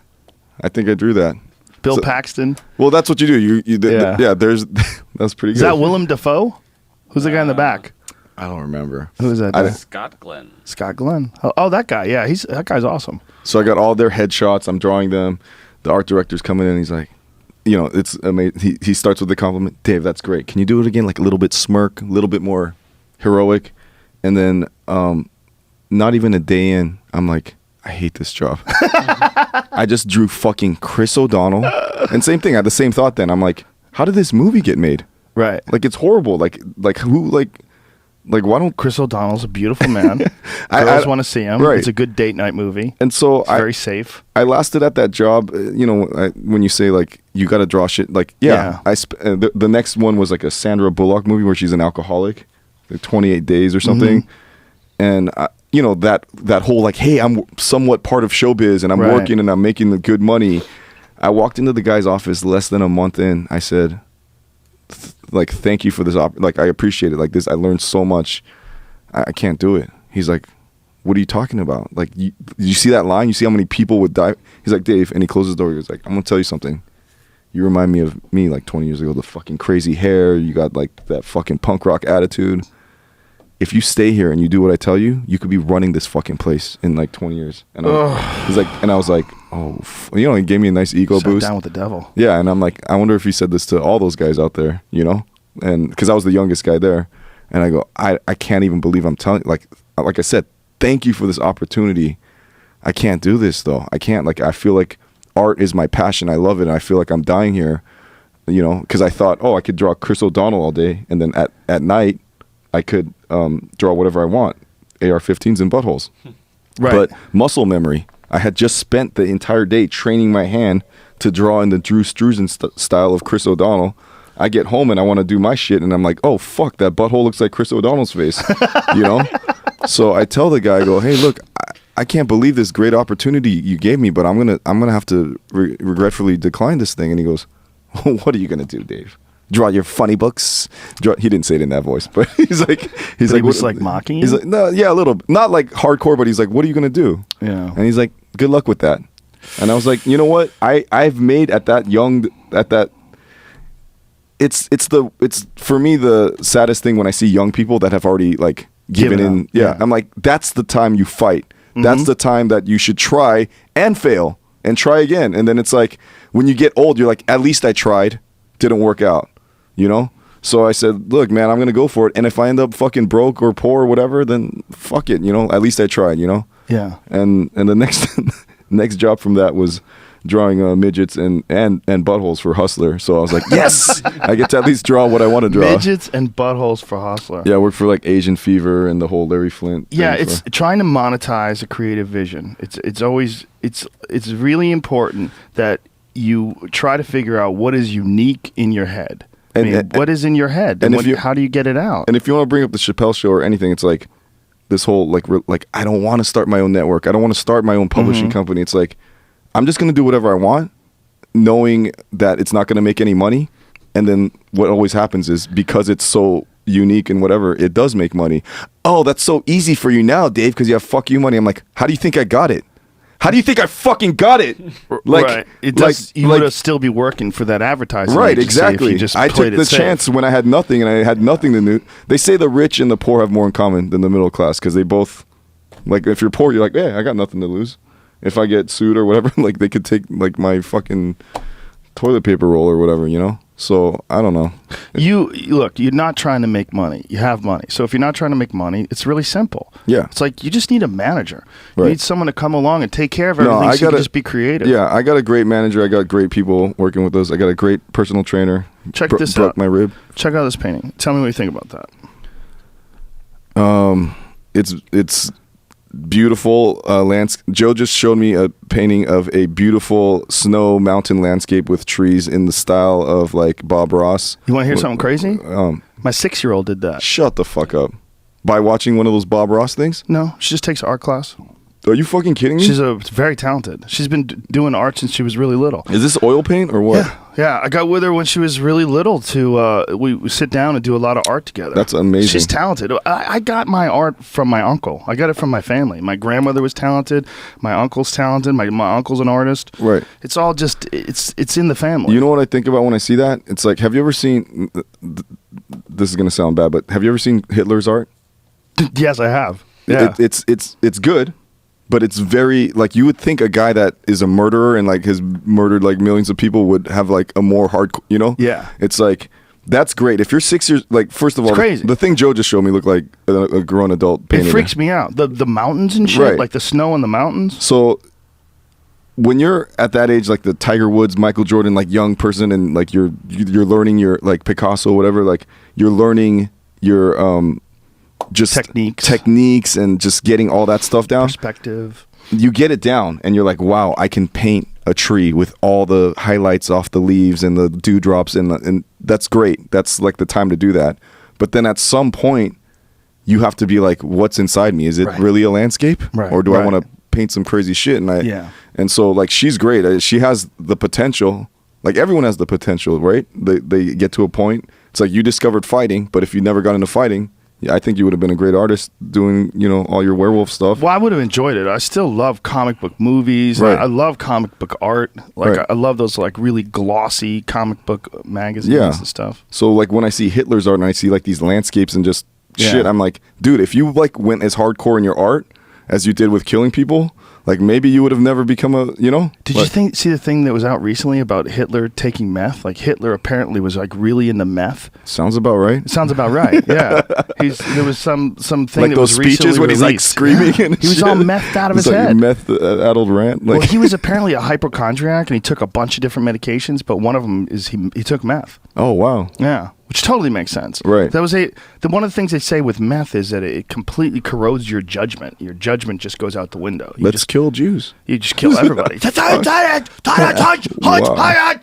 that fucking those crazy speeches. He was probably meth to the tits. Wow. Probably didn't have any nerves at all. That's why he was so intense and fucking hair flopping around, furious anger in his eyes. Yeah. That's You watch one of his Hitler was on crystal meth. Look at that. Isn't that crazy? What's that website? Is that USA Today? Yeah. Yeah. Wow. Bull semen? According to a 47-page, I can't read that. Bull semen? Military dossier. He used to take bull semen, morphine, tranquilizers, bull semen. I don't think that did anything for him. But the crystal meth, a pill that contained crystal meth, and other drugs, depending on Hitler's. Have you ever seen Kevorkian's art? No, it's fucking crazy. Creepy as fuck. Wow. Well, you'd imagine. Yeah, but like it makes you sort of rethink like his motivations. Have you ever seen George Bush's art? Yes. It's fucking awesome. Yeah, I want to buy one. Him looking in the mirror. Have you seen that one? Look at Kevorkian's art. Pull up some of the more dark. It's all like death stuff, which is really kind of fucked up, man. It's like he was really into like. Wow. Yeah. Oh my god. That's fucking brutal. Like, look at that, man. That's like demonic shit. It's a guy being pulled into the abyss. You see eyeballs behind him and stuff. Jesus. But there's some other ones that are even more disturbing than that, Jamie. There's like some like dead body ones and shit. Don't you think- like look at this. Look at this one. What the fuck is this, man? Look at this. It's a dude sitting at a plate, at a dinner plate with a guy's head on the plate. What's going on here? It's okay. Zoom up again. It's like, just go, it's scroll, like a Roman go soldier. so we see the whole thing. It's a Roman soldier. He's smirking. He's a guy has his head decapitated. There's a bowl of what Jewish stars, the Star of David, and then there's like what the yeah, and the salt and pepper shaker are like rocket ships. Is that what's going on? Fucking crazy. The guy's got an apple. The guy's head is cut off. It's on a plate. There's an apple in his mouth. Okay, so let me ask you, Joe. You have your show where you get drunk and you critique UFC fights. You have this show. You have all these forms of expression. You have stand-up comedy every night. Do you think like art is like the best, like not for like monetizing reasons or fans or whatever, just when I draw something and I express and I don't have to like write literally and I just go, wow, and that fucking brushstroke, it captures exactly what's going on. Isn't that like the best feeling? Like, I don't know what's going on in that Kevorkian shit, but that guy must have had so much shit that like that release of like painting shit like that is just like, it's so therapeutic to me. Like, yeah, there's definitely something beautiful about creating something because you know that like it didn't exist before you put your attention to it. You put your attention to that piece of paper or that piece of clay or whatever you're creating, and you made something out of it, and it existed because you put your attention to it. And whatever it is inside of you, right? Whatever creativity is, it's undefined. It's like you're God creating something out of nothing. You know, like there's nothing here, and you create it. And then, like, just not to harp on it or sound, you know, it's just with the young people, you know, because I'm sure young people talk to you all the time, and I don't want to sound delusional saying, oh, it's easy for you or guys like Joe, but the saddest thing is when you enslave yourself at such a young age and throw yourself into, like, yes, there's people that need to be parking meter cops, there's people that need to work at ad agencies or whatever. But it doesn't need to be you. It doesn't need to be me, but it doesn't need to be the person who's listening to me that I'm saying. It doesn't need to be you. It doesn't need to be you. Yeah. There's a lot of fucking people, man. Right. And so somebody will fall prey to that trap. This is like my best advice on that whole thing. It's, yeah, there's people that fall that trap. It's like, you're young. You can fuck up and you'll still be young, like, and then try again. And it's like, I get, you know, I'm sure you have a lot of people that are like your fans. They go, you did it, and you're my idol, and I worship you, and this and that. And so you did it, so that makes me feel like I can do it. And my whole thing with that is, like, the whole, like, follow your dreams. Definitely follow your dreams, you know? Like, definitely go for, like, your dreams and everything. But, like, what gets my dick really hard is, like, when I'm at IHOP, and the guy takes my pancake order, and he's like, you know, we have 3 new different syrups for that, and, like, if you do this, that's a better combo. And he knows his job, and he runs to get me the syrup, and I'm like, this guy maybe doesn't want to be IHOP waiter for his whole life, but the time he's here, he's passionate about it. He's bringing all of his energy to it, and then if IHOP waiter isn't ultimately what he ends up doing, he's gonna bring that. You know, it's like, just, I like it. Try to do. Not everyone's gonna be the best artist. Not everyone's gonna be the best actor. It's like, so when your dreams get crushed, are you know, it's like, be fucking awesome at your job, even if it's not what you like wanted to do. And then, like, I don't know. I think about chefs a lot now because I'm friends with a lot of celebrity chefs. That's not a fucking, that you're a servant. You make food for people. That's not a glamorous thing, which, like, my friends like David Chang and Bourdain. Well, it's becoming more glamorous. Because they took a shitty job where it's like, fuck, I got to stand on my feet and wear these weird clog shoes all day and all these, this is too salty and take it back. It's like a shitty job. You're like a servant, but they took that job and they made it glamorous. They fucking brought their fucking rock star passion energy to it, and now it's like, you know, I went to a chef convention, this thing, Mad Symposium in Copenhagen, and I mean, there's guys with like knife tattoos and weird facial piercings, and I'm like, is this like a rock star convention or something? And so they're artists. Well, yeah, and they brought that to that, and so I'm just like, be fucking dope at your job, whatever it is. Well, I think being a chef is being an artist. I really do. I think it's cuisine is a form of art, and the different flavors that you can put into someone's mouth. There's an art to that. I really learned that from Bourdain. Yeah, watching his show. Right. Like the passion that he has for it, like it's contagious. It makes you. And guys like Bourdain brought it to your attention, and so now it's like you meet kids that are like, I want to be a chef when I grow up, and it's like that. Yeah. That really didn't exist before, you know?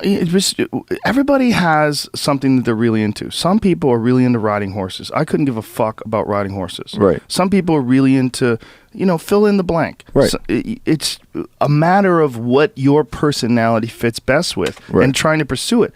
One of the most insidious things that happens to young kids is not just the compromising early and falling into a slave job. It's being saddled with debt.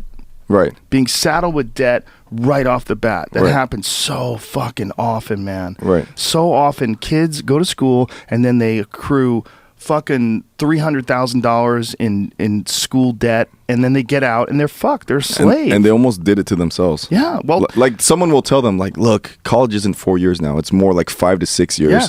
You're going to be like $250,000 in the hole when you get out.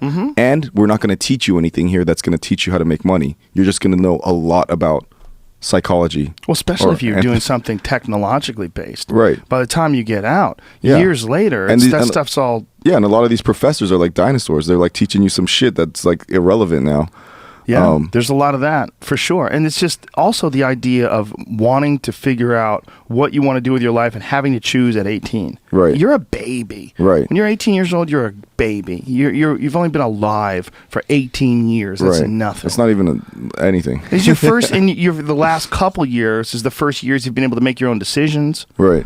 And all of a sudden you have to choose the course of your life. Then you got your parents harping on, David, you Right. should be a doctor. David, you should be a lawyer. David, you should do this. You should do Well, that. for the immigrant experience, a little bit hard. I mean, first of all, everyone who's an American is an immigrant, so it's Right. like that Somewhere. that experience, the guilt level for the Koreans is like, I escaped from North Korea for you to stick a gun in a girl's butthole, and like, you know, they use Right. that. They're like the tanks and the fucking bombs I had to dodge for you to come here and do Hong Dynasty. Like, Did your family come from North Korea? No, but I just say that it's more dramatic. I'm sure someone no, but you know, my dad has Right. the fucking crazy escape story. My mom has it too. It's like it's nuts, you know. And Yeah. Since you brought up debt, can I speak for it for 1 second? Like Brought up debt? yeah. Being in debt or Sure. whatever. So I used to do this show Thumbs Up. I just did the 4th season a year ago. It's still not out yet, but What is it? it's just me hitchhiking across America. It's still not out. It's 3 seasons of it are out on Vice, Oh, and then the okay. 4th one's like still being edited or whatever. The whole premise of the show is hitchhike from point A to point B, and you can't spend money on anything. Like it's just to show, oh man, I'd love to have your life. I'd love to travel. I'm like, I've been hitchhiking since I was 15. I've only almost got raped twice. That's it. That's the worst that's ever happened. Only? Almost. Not How close? a finger in the butt doesn't count, right? No, I'm kidding. Or am I? So it's just, you know, it's weird now because I'm rich and I'm on the side of the road begging for a ride. But when I got to Detroit, basically, here, let me just show you guys. What do you got there? I'm gonna bring out visual Got reference. someone's head in that bag? This is Harry Kim. He's my partner on Thumbs Up, our show. So you got a bag with his face on it? Yeah, I know. Okay, cool. I love him. You had this made? So here's $100,000. This is 100,000 real dollars? Yeah, there's $100,000 real dollars. I never felt $100,000 before. Oh shit, it's kind of heavy. Yeah. Damn, fat bricks. Cash, baby, paper. Get that paper, kid. Sup? I like hip hop, Joe. So when Wow. I like to gamble, and when I got to Detroit, I didn't realize there was an MGM there. There's like an MGM casino there, and so in the middle of filming Thumbs Up season 4, you know, I won 10 grand at the casino, like, and what do I need that for, you know? So I've never been in Detroit before, or I haven't been in Detroit in, I don't know, since I was 15. You could buy Detroit for 10 grand. It looks horrible. It's pretty bad. And I've been to these third world countries. People are like, oh man, look at like Bosnia, and I'm like, look at America. It looks horrible. And I couldn't believe it. I was so shocked by it, because you've heard stories about it. And I was like, I got filmed with so much emotion. I was like, you know, I'm just gonna hide this money, and I just like threw it, and like I hid it around, you know, like in like shitty areas, and I just put up a tweet. I said, hey, I just hid 10,000 in Detroit, and it's like, I heard about a guy doing that in San Francisco, and he's like, hey, if you find it, tweet it, and it's like this big social media experiment. I'm like, I'm not doing a social media experiment. I'm just like, hey, I'm fucking hiding money, and then like I'd just walk around the block and I'd tell all the homeless people, hey, I just like threw like 10 grand, and if you guys want to look for it, you know. And so Why not just give him the money? Why make it a fucking game? that's true. I don't know. Games are fun. You know what? People are like, I don't like to play games. I'm like, I love playing games. They're fun. So anyways, the people who found the money, I'm sure didn't tweet about it, and they're like, the backlash comes quickly. You fucking piece of shit, fucking with poor people like that, this and that. I'm like, what? Because you didn't find the money, you know? So would it be fucking with people if you said that you hid the money and you didn't? that's what they're implying. And I'm like, why would I do that? That's dumb, you know? So I like fucking with people, but whenever I do shit with money, I just I just give it away. I don't want to fuck with. It's like, hey, here's $100. Take it away. I'm like, I'm not doing that. Right. So I'm a hoarder. I don't know if you know that. Are you really? Yeah. The house that I live in is actually half the size of this room, and I've lived there for 15 years, and it's just people don't understand it because they're like, you could live in a fucking mansion and have your own island and whatever, and I'm like, yeah, but I don't care, you know. So I haven't gambled since I went to rehab for gambling and had my heart attack and all that stuff. When did this happen? 35, so 3 years ago now. You went to rehab for gambling? I couldn't stop, man. And what they had done with the limits, because in Vegas, like the most you can bet on certain things is like 25,000 a hand on blackjack or whatever, is they raised it for me because they knew how much money I was worth, and I could bet $250,000 a hand on blackjack. So, you know, it could go pretty quickly. I mean, the shifts like, oh, I just won 10 million. Oh, I just lost everything, you know. How much did you lose? This is where the mercury poisoning comes in. Like the height of my Vegas experience was like staying at the penthouse in every single casino, like all the high roller casinos, a harem of whores in each one, and just going downstairs and like winning 5 million here, going to like the next one, going upstairs, fucking like 10 girls in a row, going downstairs, winning 10 grand. What's the most you ever paid a prostitute? The most money I ever paid a whore. I like to say prostitute because I'm classy. Oh, sorry. Notice how I say that? Trying to be respectful. Sex worker. The most I ever offered a sex worker was 10 grand. She wasn't. This is some vampire shit. This is like when someone's not a sex worker. Her? Yeah, it's like, hey, not into Asian guys. Don't want to fuck you at all. Like, I have no desire to fuck you, and you're really crass. You're a douchebag. You're crude. And I go, okay. So since I'm not denying any of that, so this is real money. Like, this isn't a joke. Like, I'm gonna turn you into a whore. I'm sorry. You said that to her? I'm gonna turn you into a sex worker. Did you say that to her? Yeah, it's actually all in this book. Oh. Yeah, this book is all watercolors and the text messages with women that people have no idea that, because they don't believe me. See my color chart here? It tells you what you are. Stripper, single mom, bush, like whatever. Can I read one? Just sure, one? Sure. It's my favorite one. So you did it with text messages? Were you converted her, or you did it eye to eye? Oh, this one was telephone because I met her. This is a text message between me and a billionaire. Okay.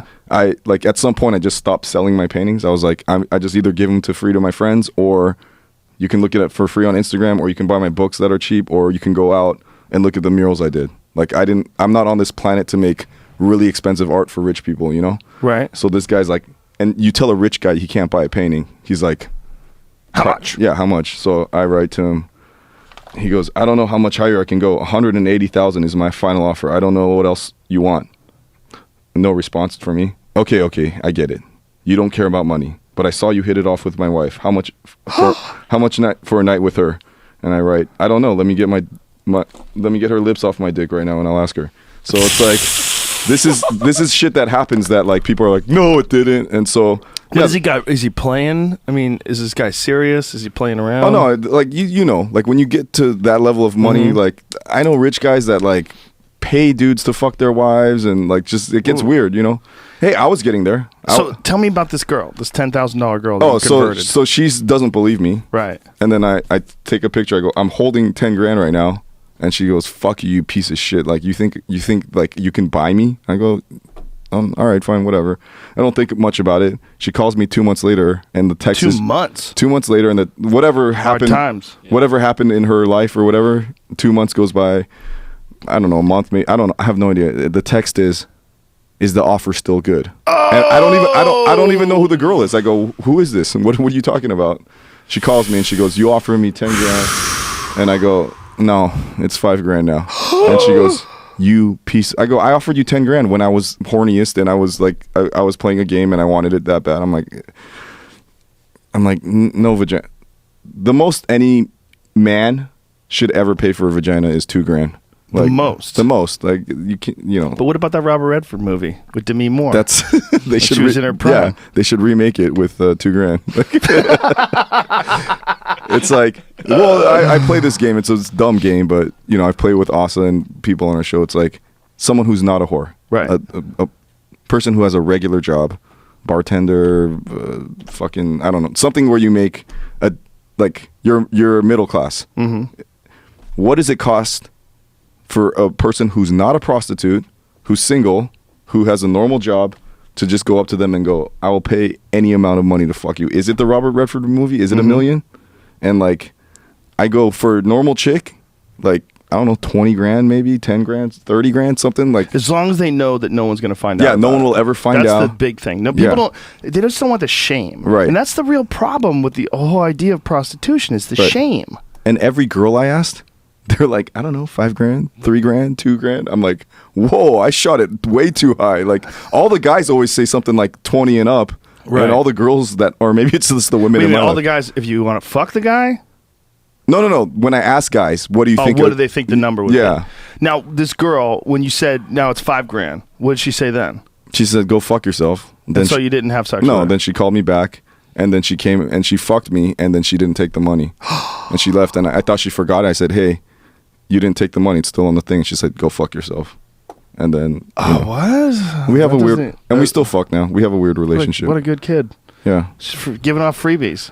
So she was basically attracted to you. I don't know. Some sort of a strange way. This is the worst answer, but when you say what's the most ever paid, it's with my soul and time. Like, I mean, money. When money's no object for me, it's when people waste my fucking time and they play games with me and they suck my life force out. That's what costs me the most. You know? I want to get into something with you because you were involved in this gigantic fucking controversy, right? And knowing you, I know you, and I know the way you communicate, and I know the way you fuck around with things, and the way you talk about things. You told a story on your podcast, DVD ASA, about getting a massage therapist to give you a blowjob. Right. And by forcing her head onto your dick, face fucking her. And everybody decided that you were a rapist, that you had raped her, and that you faced this massive amount of backlash online. All right. Well, first of all, like, because I do the news, like for Vice, and to see, like, if I interview a Norwegian general or something and he says something, we fact check it. We fact check the fact, and it's like, oh, okay. And then it's like we're presenting ourselves as news people. It has to be accurate.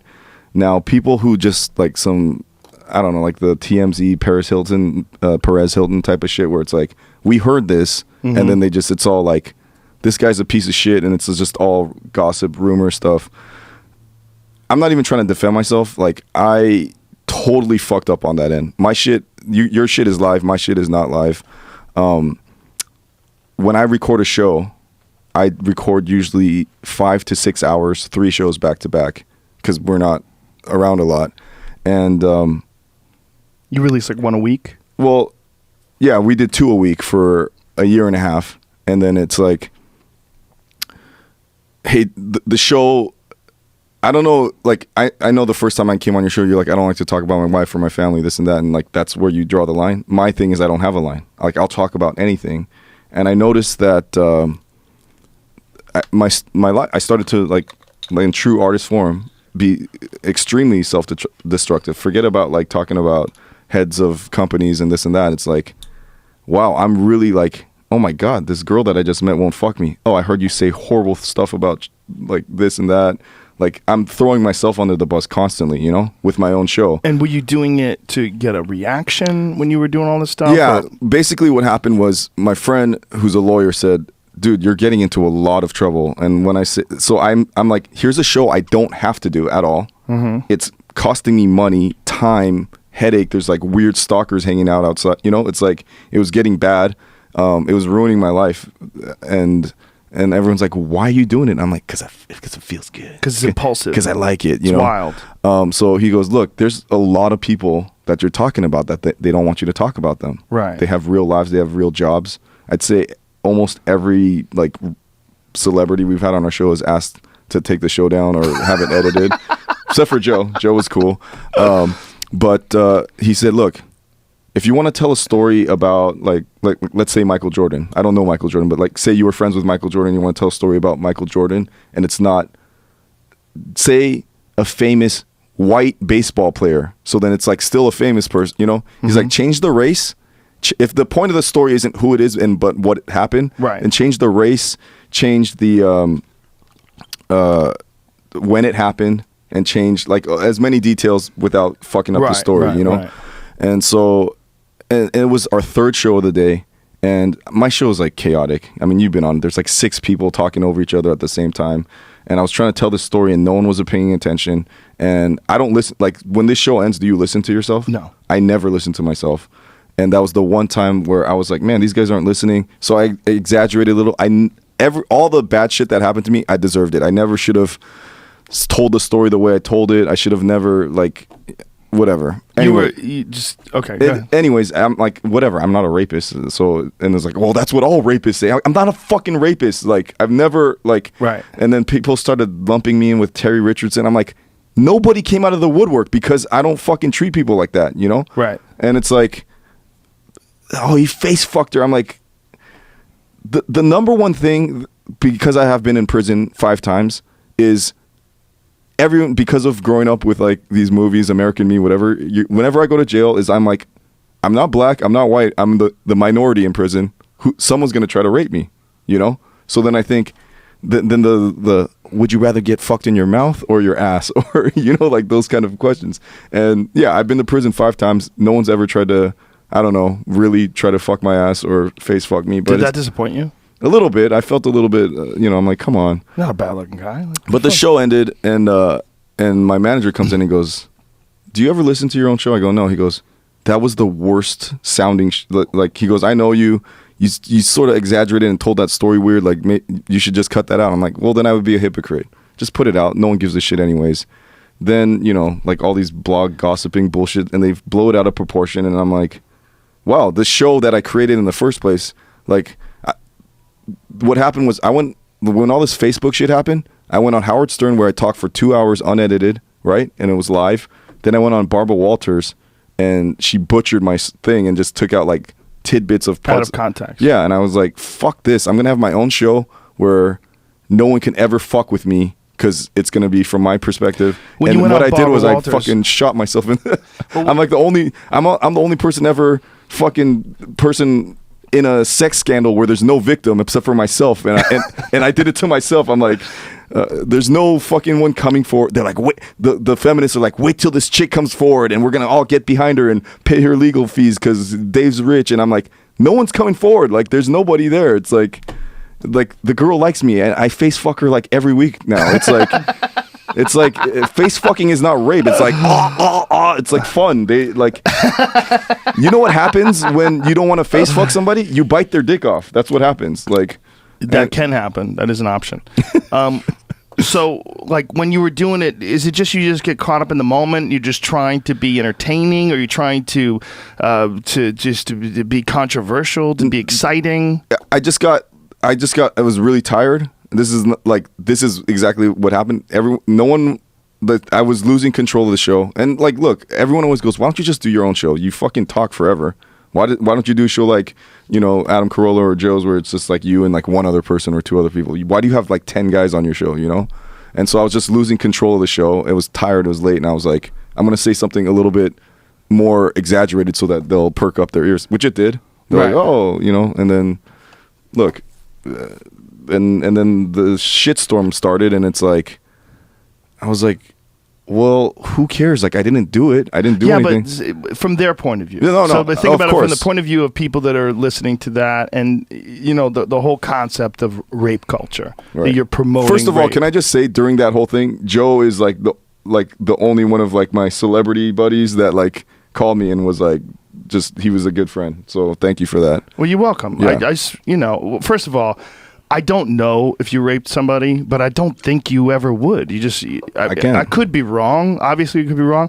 But I listened to your explanation of it, and I know what it's like when you're doing a podcast, because Sometimes you're just trying to be entertaining. I've Right. seen people exaggerate stories. I Right. know. I've been on podcasts before where people have told stories that I know what really happened, Right. and they're trying to make it better by Right. adding a little to it. But the way you did it was Like if you pretty and, crazy. Yeah, if you and me went through some crazy shit and like we were like, let's talk about it without getting Right. that guy in trouble, then we have to change some Yeah, details. you got to And- dance around and yeah. turn it into a rape session. It's like- but to the people that listen to it, I kind of see their point. Oh, when I went, 100%, like I said, right? when I went back and heard it, it sounds horrible. Right. Like that's why I'm like everyone who like got down on me.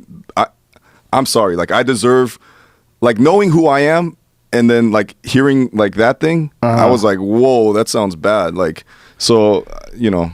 But my defense, my delusional defense of like, but I didn't do it. It's like if I said anything, it just sounds. Anytime anyone tries to defend themselves, it sounds horrible. I was like, whatever. I mean, I totally understand what you're saying. So, and I understand it from a point of someone who does podcasts too, that you can say things sometimes that you don't mean it even. You're just trying to be fun or titillating, or in your case, trying to be really controversial to change the tone of the room. You just fucked up. You know, Patrice O'Neal was talking about something once where he was talking about people trying to be funny, that sometimes people say like really offensive things, that they're trying to be funny and it fails, and that they're a horrible person. Right. And he's like, but if they said something that wasn't offensive and funny, and it succeeded and made you laugh, right. It comes from the same place. It comes from this place of trying to make something entertaining. Well, you make mistakes when you're doing things live. Look, you've been on our show, and once I need to go back to the North Korea America thing. It's like, I know I'm not a murderer. I know I'm not a racist. So why can't I say like AIDS jokes? Or it's like I get it now. It's like, oh well, you have a responsibility. People will hear that and think, you know. It's like when I'm with Asa and we're not on the air and we're just saying the worst shit to each other. It's like, who cares? Well, it's you're also not true. dealing with Asa Akira, who's like one of the most hardcore of hardcore porn stars ever. Right. So like her tolerance level and what she thinks is funny and controversial is so different. Well, that's what has happened is hanging out, and I'm not blaming Asa. It's like I have a lot of porn friends, and I have a lot of Yoshi, like a lot of disturbed people, and so when we fuck with each other, you know, and you know, comedians, and like you start to forget that there's normal people out there. That they don't, I know. Yeah, you're like, oh wow, like that, like you know, me and my friends when we get together, horrible, like this is. I told you about Steve Lee and Bill Poon doing the Macau Brothers. So Steve's the lead singer of my band now. I started a band called Monkchi with Money Mark from the Beastie Boys. Steve never gets laid. He fucks a pocket pussy every night, right? And so I say, hey, dude, if something happens with our band, you're the lead singer. You're gonna start getting laid all the time, and you put pussy way up on a pedestal. Like he gets so distracted if a girl likes one of his photos on Instagram. He's like, Dave, look at her, and I go, hey. Like you gotta concentrate on like learning these lyrics, like get into this shit. So I said, you know what? I'm gonna take you to Vegas. We're gonna have a old school, like when I was in the height of my gambling. We're gonna have an old school orgy, and you're gonna fuck nonstop, and you're gonna learn that pussy it's just sex. It's not like this, you know. And he's like, I'm all for that, Dave. So. Thumbs up. I'll show you a cool video after. So we go to Vegas and he's getting his dick sucked by two women at the same time, going, Dave, this is amazing. Oh my God, this is so warm and wet. This is like the best feeling ever. Like, and it's he's having the best time. And he's like, oh wow, I've never had a threesome before. I go, there's another one coming. So he had like one threesome after the next. He's just and like I'm on the bed just filming it for him because I'm like, dude, you'll want to watch this later. I'm like, every time you think like, oh, like this girl, whatever, like, right, like just remember you getting one ball in her mouth, one ball in this other chick's mouth, and you ever see? This is a little bit off topic, but you ever see that Seinfeld where the guy converts to Judaism so he could tell Jew jokes? So I'm sitting on the bed filming Steve get his dick sucked by two women, and one of them stops and he starts fucking one chick. And she's like, look at his butt. It's so cute. I go, yeah, Steve's got a really cute butt. And she goes, should I stick my finger in it? And I go, yeah, go for it. And he goes, no, don't do it. Exit only. But he's still fucking the girl. So she goes, she spits a loogie in his ass. And I go, I'm going to stick my finger in his ass. Oh! So I stick my finger in his ass and I go, can I start saying fag jokes now? I'm like, I'm pretty much committed a gay act. And hey, you can't say fag. And I go, but I'm I did something gay right now. So I don't know. It's like, yeah, your tolerance level and your level of like what is acceptable. I come what's back. entertaining. I tell people this shit, and then we find out that Bill, who fucked like 30 hookers, can't. He's 53. He can't come.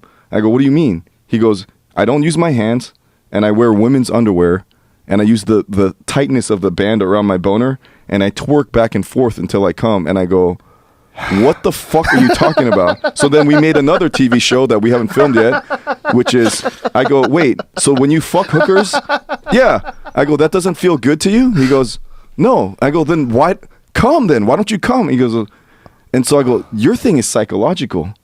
You, what is it? He's like, and I go, is it something like where you feel like the girl doesn't deserve your cum or something? So I made a whole new TV show for him called Girlfriend Experience, and I'm sending him to Colombia.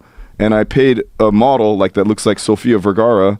Bill, if you're listening, like, you know, not the most attractive guy, like a short, like very fat, nerdy looking Asian guy with a girl. Like basically I told the girl, you can't ever talk about money. You have to trick him and pretend like you're his girlfriend for 30 days. Oh, God. And then see if he finally comes. So it's like the whole TV show. If you fuck 30 hookers and you don't, basically, sorry, that's my life now. So that feels normal. So when I talk about this shit with you or my friends, it's like, whatever, that's weird. We just talked about an Asian guy that twerks in women's panties to come. And then you're like, oh, wait, maybe this isn't polite dinner conversation. Maybe, like, my worldview's a little bit skewed and it's a little, you know, it's like, you know, I'm not the best person to bring to, like, a dinner party with wives and stuff, you know, like. Yeah, that's definitely not polite dinner conversation. Right. So it's like, I don't know. And you've been on our show. It's like when you go in the room and the doors close and then everyone just starts fucking, you just like, you forget that another world exists, you know? Yeah, when everybody starts talking about crazy shit, yeah, you sort of like get into that mode and it becomes acceptable. Like, right. If you're around people that never swear and someone right. walks in the room and says fuck, it's like, oh, right. Oh my goodness. Right. But if you're around people that are constantly swearing, it doesn't even, like this conversation here, right. nothing's registered. Right. Like you'll say this fucking this or that, yeah. it means nothing. But if the president said it in a speech, right. you personally be like, right. whoa, he just said fuck. And so I was like, you get used to it. Maybe I gave myself too much credit. I'm like, hey, I've developed I've branded myself as a fucking crazy artist guy and I can do anything. And I'm like, oh, I guess not. You know, it's like, you know, like when you tell someone you're an artist, like it's sort of like free, like you can do whatever. Like, but not rape. That's where I know you're victimizing. Well, I someone. found out. Yeah, like you made a mistake. My whole thing is like, I'm around a lot, you know, and I'm not saying this at all to get sympathy, but like I get raped all the time. I like women grab and touch me and do shit to me that I don't want, and it doesn't count because I'm a guy, and I'm not even. Please, I'm not saying it all because like I like it. Whether it's rape or not, it's like, yeah, I got molested, all this shit. It's like, how's it molesting you if you like it? Because I don't want it, and then it's like I like that I don't. Joe, are we so simple that we can't have conflicting emotions at the same time? I love and hate you at the same time. No, when it starts, I'm like, I definitely don't want this chick to be touching me, and then it's like, then it feels good. Well, I'm a sick person. I'm a sick, demented person, right. And well, that was part of what you were talking about when you were talking about this experience. Like you were talking about the fact that it might be kind of rapey was what got you off, and you were saying that. Again, you're around a bunch of fucking perverts who are all Asa was trying to take it to the next level. Asa was like, so you're a rapist? And I was like, yes, I'm a rapist. And it's like, no, I'm not a rapist. Right. But it's like, I know I'm not, so we're joking. And you kind of forget also that a lot of other people that don't understand your sensibility are going to be listening to this. Right, exactly. You assume that the people that get it are like on my message board. My message board is like this ridiculous message board. And some of the subjects are just so like, but everybody kind of understands the tone of the board. So they'll say something really fucked up. And if it was on any other message board, people might like read it and go, what the fuck did this guy just say? But it became normal. Well, yeah, I still am not there yet. It's like when I get new fans from like being on the Bourdain show, or if I'm reporting the next Cold War coming, that's serious shit. And then they come over, they're like, oh, I like this guy. I wonder what else he's up to. Rape. And they're like, whoa, fuck. Right. You know, so it's like, I don't know. But they'll figure it out eventually. That's you. I mean, you're still you. You're still doing the same shit, But can I just say something about that? It's like, if someone's not a rapist, and it's like it's such a huge fucking thing to call someone that when they're not, and it's like you're literally like ruining that guy's life. But how would they know that you're not a rapist? That's the problem. They would assume that you are. I saw people that I know call you a rapist, and I was like, oh, this is a mess. I'm like, you don't even know me. Like, it's like, but they're basing it on what you said, right? And so it's your fault. Yeah, it is. Right? We both agree with zero that. defense, no fault. From what I said, it sounds horrible. You know me. You're like, Dave's just being Dave. Yeah, like I know your whole thing, right? Your style of communicating, and I know that show, which is crazy.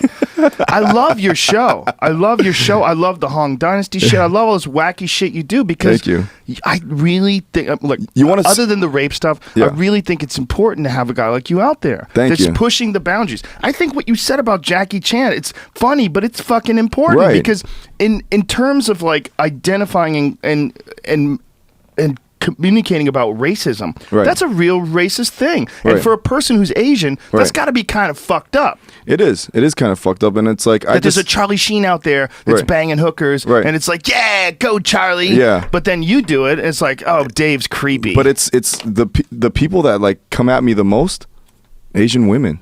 They're mad at you. Yeah, they're mad at me. It's like you're fucking white chicks. That's why. But you're all Asian all the time. But this is what it's done. Get in on the gravy it's train. Like, oh, is Dave full of shit or this and this and this? So, like I said, during the height of that like crazy Vegas era, I would be going to Vegas all the time with like $100,000, $1 million in like a pillowcase in my backpack. It's much that looks like this. You went to Vegas with $1 million in a pillowcase? All the time, all the time. God. And so. That's the most money I've ever seen in my life, by the way. I've never seen $100,000. So check this out, Joe. I'm cleaning my room for the first time in 7 years since I lived in my hoarder's nest. It's just filthy.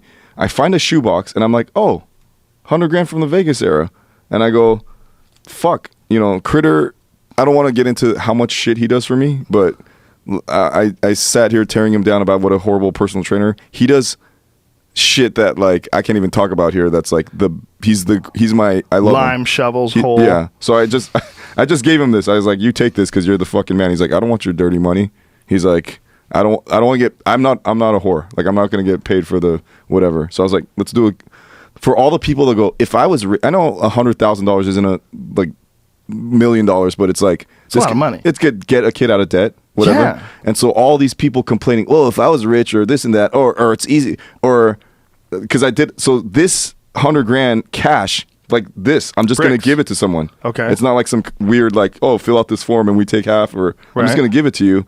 But you have to go around the United States and you got to do all, Critter put all these clues in place. And immediately they're like, well, we're not rich like you. I go, I've traveled around the United States for nothing. And they're like, oh, well, like, we have lives, we have jobs. I go, it's $100,000. That's why you would do it. And so, and with all this shit, they're like, we never even know if this guy's serious or not. So I'm putting $100,000 up in this Critters cross-country cash contest, scavenger hunt. That's what it's called? 10 people are playing. Only 10? 10 people are playing. I bet there's more now. Well, yeah, I mean, I wanted Critters cross-country cash contest. All the details are at DVDASA.com. It's 5C Critters Cross Country Cash 5Cs. Okay, here's the problem with that. Yeah. Your DVD ASA page, anybody can go there and just fuck with it. No, the contest is the only thing on the thing that you can't fuck with. You can't fuck with that. Can you change the threat level? You could do it right now. Someone can change the threat level? Yeah, sure. Why not? Okay. Remember when that was like a big deal? Like every day. I've been talking about this lately with my friends. My threat level's at, orange all the time, man. It's bad. Do you remember when it was like that, though? Like every day you'd look at the news, the terrorist threat level would be in the news? Well, that was closer to like 9/11. That shit was so ridiculous. And it makes people like uneasy and stuff. Oh, of course. That's the point of it. And it's also a good thing for the news. Right. Did you hear threat levels at orange? Right. Oh, motherfuckers. Right. Oh, those goddamn Arabs. Joe, I love you. I love you too, buddy. You're a fucking awesome guy, man. You're a good dude. It helps me to come on the show and talk to you about this stuff because I know like you go through a lot of the similar shit. Like everyone wanted to know like why I'm so calm in the last 3 months. It's because I took my show down, and it's not for any reason that people think. It's like literally like I was sitting at home one day and like there was a glitch on our website and they're like, oh, the next episode can't go up tomorrow. I'm like, why? He's like, oh, we gotta call a guy and fix this thing. And then I was just sitting there and thinking, I was reading a comic book and I was like, I don't have to do this. Yeah. Like, I don't have to do this. And like, I don't know what your fans are like, but like my fans are horrible. Like that's why Critter's here today. I knew if I showed this money, like maybe someone's gonna drive here right now. So Well, I think that you're always gonna have some horrible people that are out there. No matter what you do. First of all, you have great fans because every time I do your show, I go outside, I go to the supermarket. They're like, "Heard you on Joe," and they're so nice. Our fans are fucking great too, but then there's like that handful of like, if I talk about something, then they'll definitely go out of their way to like if I try to like mask the girl that I'm talking about without giving away her identity, they'll put the clues together, figure out who it is, call her and be like, "Hey, Dave said horrible shit about you." They're usually wrong, and they just live to sabotage me. Why do you think that is? I honestly try to figure that out. Like, I don't watch a lot of television, but like, you know how there's like all this like reality TV, the Kardashians and all this shit, the housewives, and people are like, "I hate this show, but I can't stop watching." I really feel like there's people that hate me that watch everything I do. I could be wrong about this. And then like, just I get excited and I'm like, cool, I have a show where I could talk about anything. I talk about it and then I find out, like we did a couple episodes in Big Bear and I was like, cool, we're doing shows in Big Bear. While we're doing the shows in Big Bear, because we said that, someone went online, found out the address of the thing, blasted it on the line, wrote the manager and said, "Hey, there's a disgusting porn star and a fucking rapist artist. They're doing," you know, and the landlord calls us and he's like, "Hey, like what's the, like we're trying to have this, like we spent $1 million building this like nice resort honeymoon Big Bear Ranch and you guys are turning it into what?" And I'm so like, was this post the internet controversy or pre? After. Post.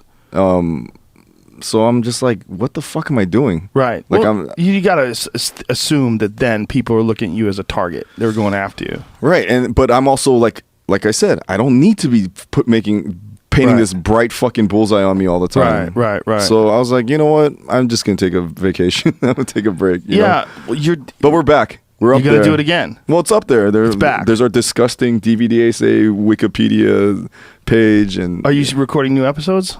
Yeah. I mean, well, the thing is, I never stopped recording. We have like 30, 50 episodes. I don't even know. So the entire time you're just recording them and not releasing them? Yeah, if someone shot me in the head today, I'd have like a year's worth of podcasts to just. That's hilarious. Yeah. You can't stop this shit, motherfucker. You can't stop this shit. DVD Essay forever. Fuck, man. I love it. People are going to be very happy. People were very bummed out on my website, my message board. People were very bummed out that you took your show down. Well, I'm always like, who gives a shit? Like, you know, it's people do. People give a shit. But you got to understand, okay, as your friend, this persona that you've created, who you are, your actual human existence, who you are, and then on top of that, all the hyperbole, exaggeration, and fun, and chaos, and all the stuff that you're doing, all the machine guns and buttholes, and all this chaos.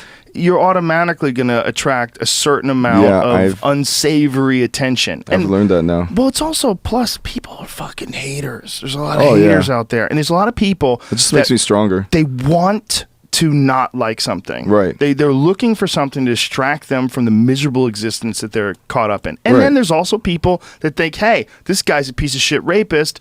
I have a target now. Right. And then they go after you because of that. Well, how do you deal with it? Well, I'm not a piece of shit rapist. No, I'm not saying you're a very nice person. I'm just saying to be nice. I know you have crazy fans. You're always going to get crazy people. You're always going to get a certain amount of them. And I try. One of the reasons why, I assume one of the reasons why the people that like this show are so nice, my fans are so nice, is because I'm a nice person. And you can also fuck them up. But that doesn't matter. People could shoot you. Look, you know, the people always say, oh, if I was you, I would go kick people's asses. Right. That doesn't last. You know, you kick people's asses. They don't like that. They shoot you. They stab you. They run you over with the car. Right. Just be nice. Yeah. Like, martial arts is supposed to be about developing your character, about figuring out how you overcome difficult obstacles and how that makes you a better person. To not fight. That's what it is for me. Right. So it's not about that, but it's also about being confident so you don't have to worry about as many people kicking your ass. There's always going to be some people that can kick your ass, no matter who you are, really. Right. Unless you're at the top of the fucking heap. And then you're only at the top of the heap for a certain amount of time. Right. I mean, when Cain Velasquez beat the fuck out of Brock Lesnar, everybody was like, Jesus Christ. Right. You could be a guy like Brock Lesnar, and somewhere out there there's this badass dude with brown pride tattooed on his chest who just beats the shit out of you. There'll always be someone that. There's always going to be someone, most likely. But I think you put out a certain energy and you get back a certain energy. Well, like there's always. It's the metaphor I said in high school. I fought like almost every weekend. Didn't win 90% of them. Still did it.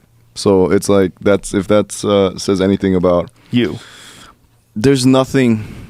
I mean, short of like putting a bullet in my head, there's nothing like you getting in that black guy putting you in the thing and humiliating you. It's like I've been embarrassed, humiliated. I've been called a rapist. I've lost love and finance, and anything bad you can do to me. I've been in jail. I've almost gotten raped. You know, like it's like there's nothing you can do to me that I haven't done worse to myself. You know. But you've grown from all this stuff, right? I think so. Have you grown from this personal experience? I think so. I think so. The rapist experience. The virtual rapist experience. Yeah. But yeah. You know that putting that out there now, even though it's innocent, and you're trying to entertain. Look, when I like the stand-up thing that I threw up on VidMe, it's like the first time I tried it. Like you could see I'm shaky. I'm trying to find words. Like broadcasting. I don't know how many episodes you're up now, like 600 or something. Like, and you've been on TV. I've been a quiet guy drawing werewolves my whole life, right? And I've just started to do this shit. I'm trying to figure out who I am. I'm trying to, I'm learning, and I don't mind. I don't mind people judging me as I learn, and I know that's gonna happen with the haters and stuff. But it's like, look, if you want to hate on me, go ahead. I'm sorry if it didn't turn out exactly the way you wanted. I'm sorry if I offended you. Actually, I'm not. I'm not sorry if I offended you. But it's just like I'm learning. I have my heroes like Stern and whoever growing up. It's like. There's a little bit of emulation, but then there's also like I want to be my own person. So I'm trying, I'm trying to figure out my voice, and in the meantime, like I'm falling, I'm failing here. So I hopefully I'm learning from this experience. Well, it's also there's I don't know if there's an art or a skill to being in the public eye and expressing yourself, because I have not mastered that yet.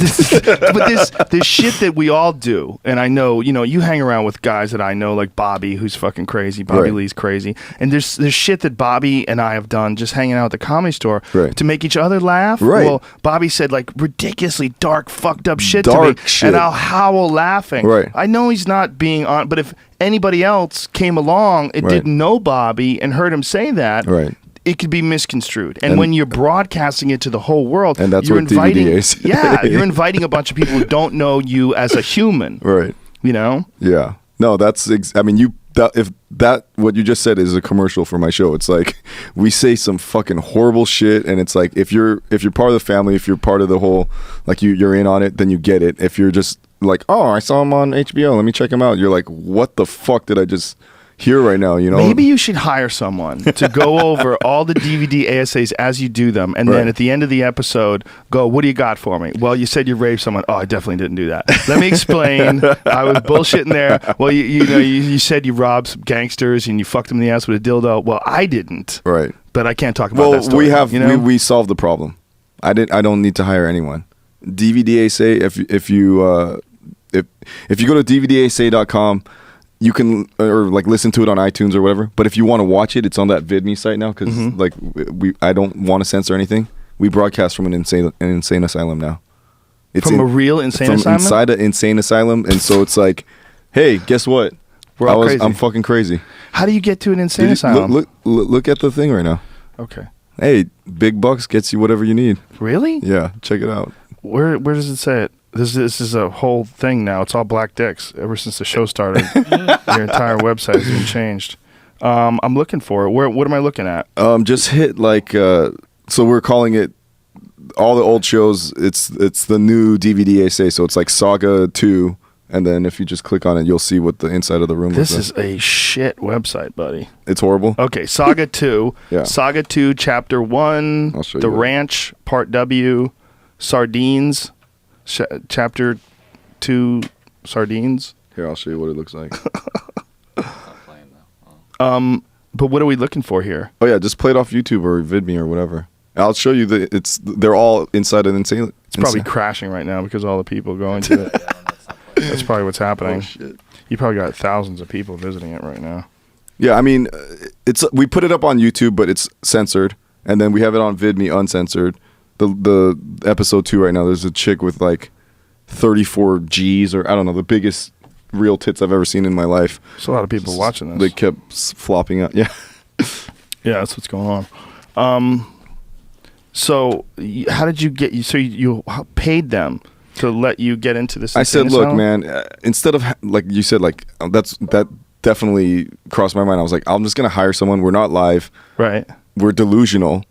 We say dark shit at the end of the episode. Have like a lawyer go, hey, that you guys went too far. And I'm like, Right. Good. Like that always makes me feel good. Like, you know, I'm 38 years old. I just started a punk band with Steve Lee and whatever. My dad heard it and he's like, I've never been more embarrassed of you in my life. Because I have a Korean song where I was like, Pangu mogole. It's like, you want to eat my fart? You want to eat my fart? He's like, you're a grown man. You're a grown man. And you just did, like, that is so disgraceful to my country. You're my son. And he's like, I'm begging you I'm a fucking grown man. He's like, right. I'm begging you as your father, take that song down. And I'm like, yes, I did something right. You know, it's like, so instead of having a guy paid to be like, take this episode down or edit this thing, I'm like, let's just broadcast live from a fucking insane asylum. I don't think that's a real disclaimer, though. I think especially since you've come on this show and you've said... I know it's not, Joe. 5150, right? Just hire somebody. I don't know. Have one of your employees just go over everything with a fine-tooth comb and then apologize at the end of every episode.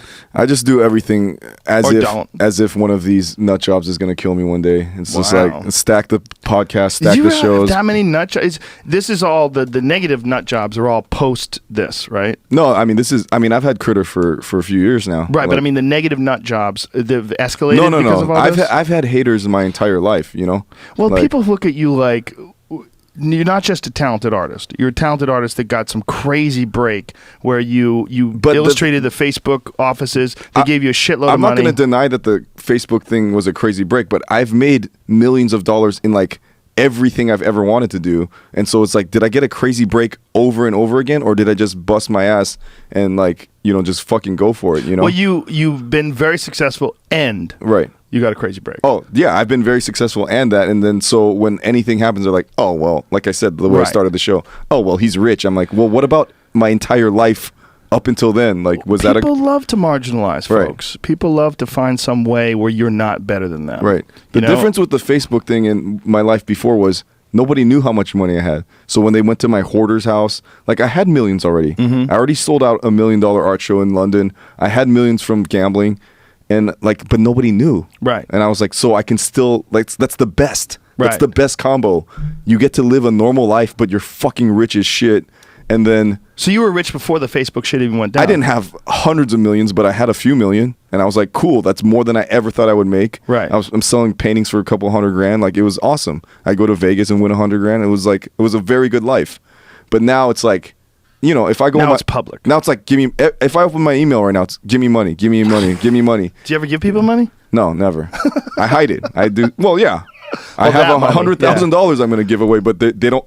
I have to. I'm making you work a little bit for it. Right. The clues, the fucking clues for Critters Cash Contest are like the dumbest, like easiest clues ever. I was like, I want to make it all cryptic like the game and make it super hard. And I was like, no, I'm literally force feeding you the answers. Like, Well, what if more than one person finds it? we have a whole thing. It's like, first of all, everyone thinks I'm hiding cash. I'm like, I already learned from the Detroit thing. I'm not hiding cash. I'm just going to give it to you. I'm hiding clues, which is a red dot that Critter spray painted at nearby the place. Mm-hmm. You go there, you take a selfie of yourself in front of the clue with a current newspaper, and then the first 10 people, they get the points. And at the end, whoever has the most points. And right now, like I said, there's only like 10 people playing, and it's like the points are scattered, so it's like anyone's game. And I'm going to announce the winner on Halloween. And then on November 2nd, I'm just going to, like on November 2nd, 2 years ago, this is what happened. You ever do an AMA on Reddit? Yes. So I didn't even know what Reddit was. And everyone's like, it's the front page of the internet. It's the front. I go, okay, so what does that mean? And they're like, you upvote. And I learned what Reddit was. So I said, I'm going to do an AMA. I'm like, hey, everyone, I'm David Choe. I'm an artist. I used to be a thief. I'm a gambler. I won all this Facebook money. Da-da-da-da. Ask me anything. I answered everyone's questions for 24 hours straight with live video response with a cast of 200 of my friends and actors and midgets and porn stars and chefs and everyone I knew. And everyone was like, what just happened? It would be a kid like, hey, Dave, what's your favorite place to eat? I don't know. Let me ask Anthony Bourdain. And he'd be like, what the fuck? So they knew that it was live. I go, Right. I don't know. Dickface372. Like, and they were like, oh my God, he's talking to me, you know? So the next day, like, people started going, fuck, did you see this motherfucker blew up the internet yesterday? Everything got taken down. Everything on YouTube, everything on Vimeo, everything on Livewire, everything on RedTube. Like, we put shit everywhere. Like, we infected the whole internet for like 24 hours. It got taken down. Why? I don't know. It was just like tits, ass, but like, I don't know. Like, But on RedTube is like a porn site. yeah. right? So we put up the more racier shit there. I don't know. I don't know if it's haters over there, but it's like, and then for like 2 years, they made my name like unsearchable on Vimeo. Like if you typed in my name, like any like art video or anything I've done. So I was like, I started getting paranoid and whatever. So then that's why I love like VidMe, whatever. Like I sound like I'm doing a huge commercial for them, but like I love them because you could do whatever I want. So this year, I'm going to do a fucking live podcast at midnight starting November 2nd for 3 hours. Then I'm going to go on Reddit and I'm going to answer everyone's questions, same style, with like hundreds of my friends, actors, fucking famous people, porn stars, everything for 14 hours straight. Then I'm going to fucking have a live event where my band plays and we're going to fucking have a huge party. And then at midnight, I'm going to fucking, or close to midnight, like at 9, I'll do another 3-hour live podcast. And then I'm going to give this fucking money to somebody. So 24 hours straight, no sleeping. I'm going to need Red Bull or some shit that day. You should come by. Yeah, what day is it going to be? November 2nd.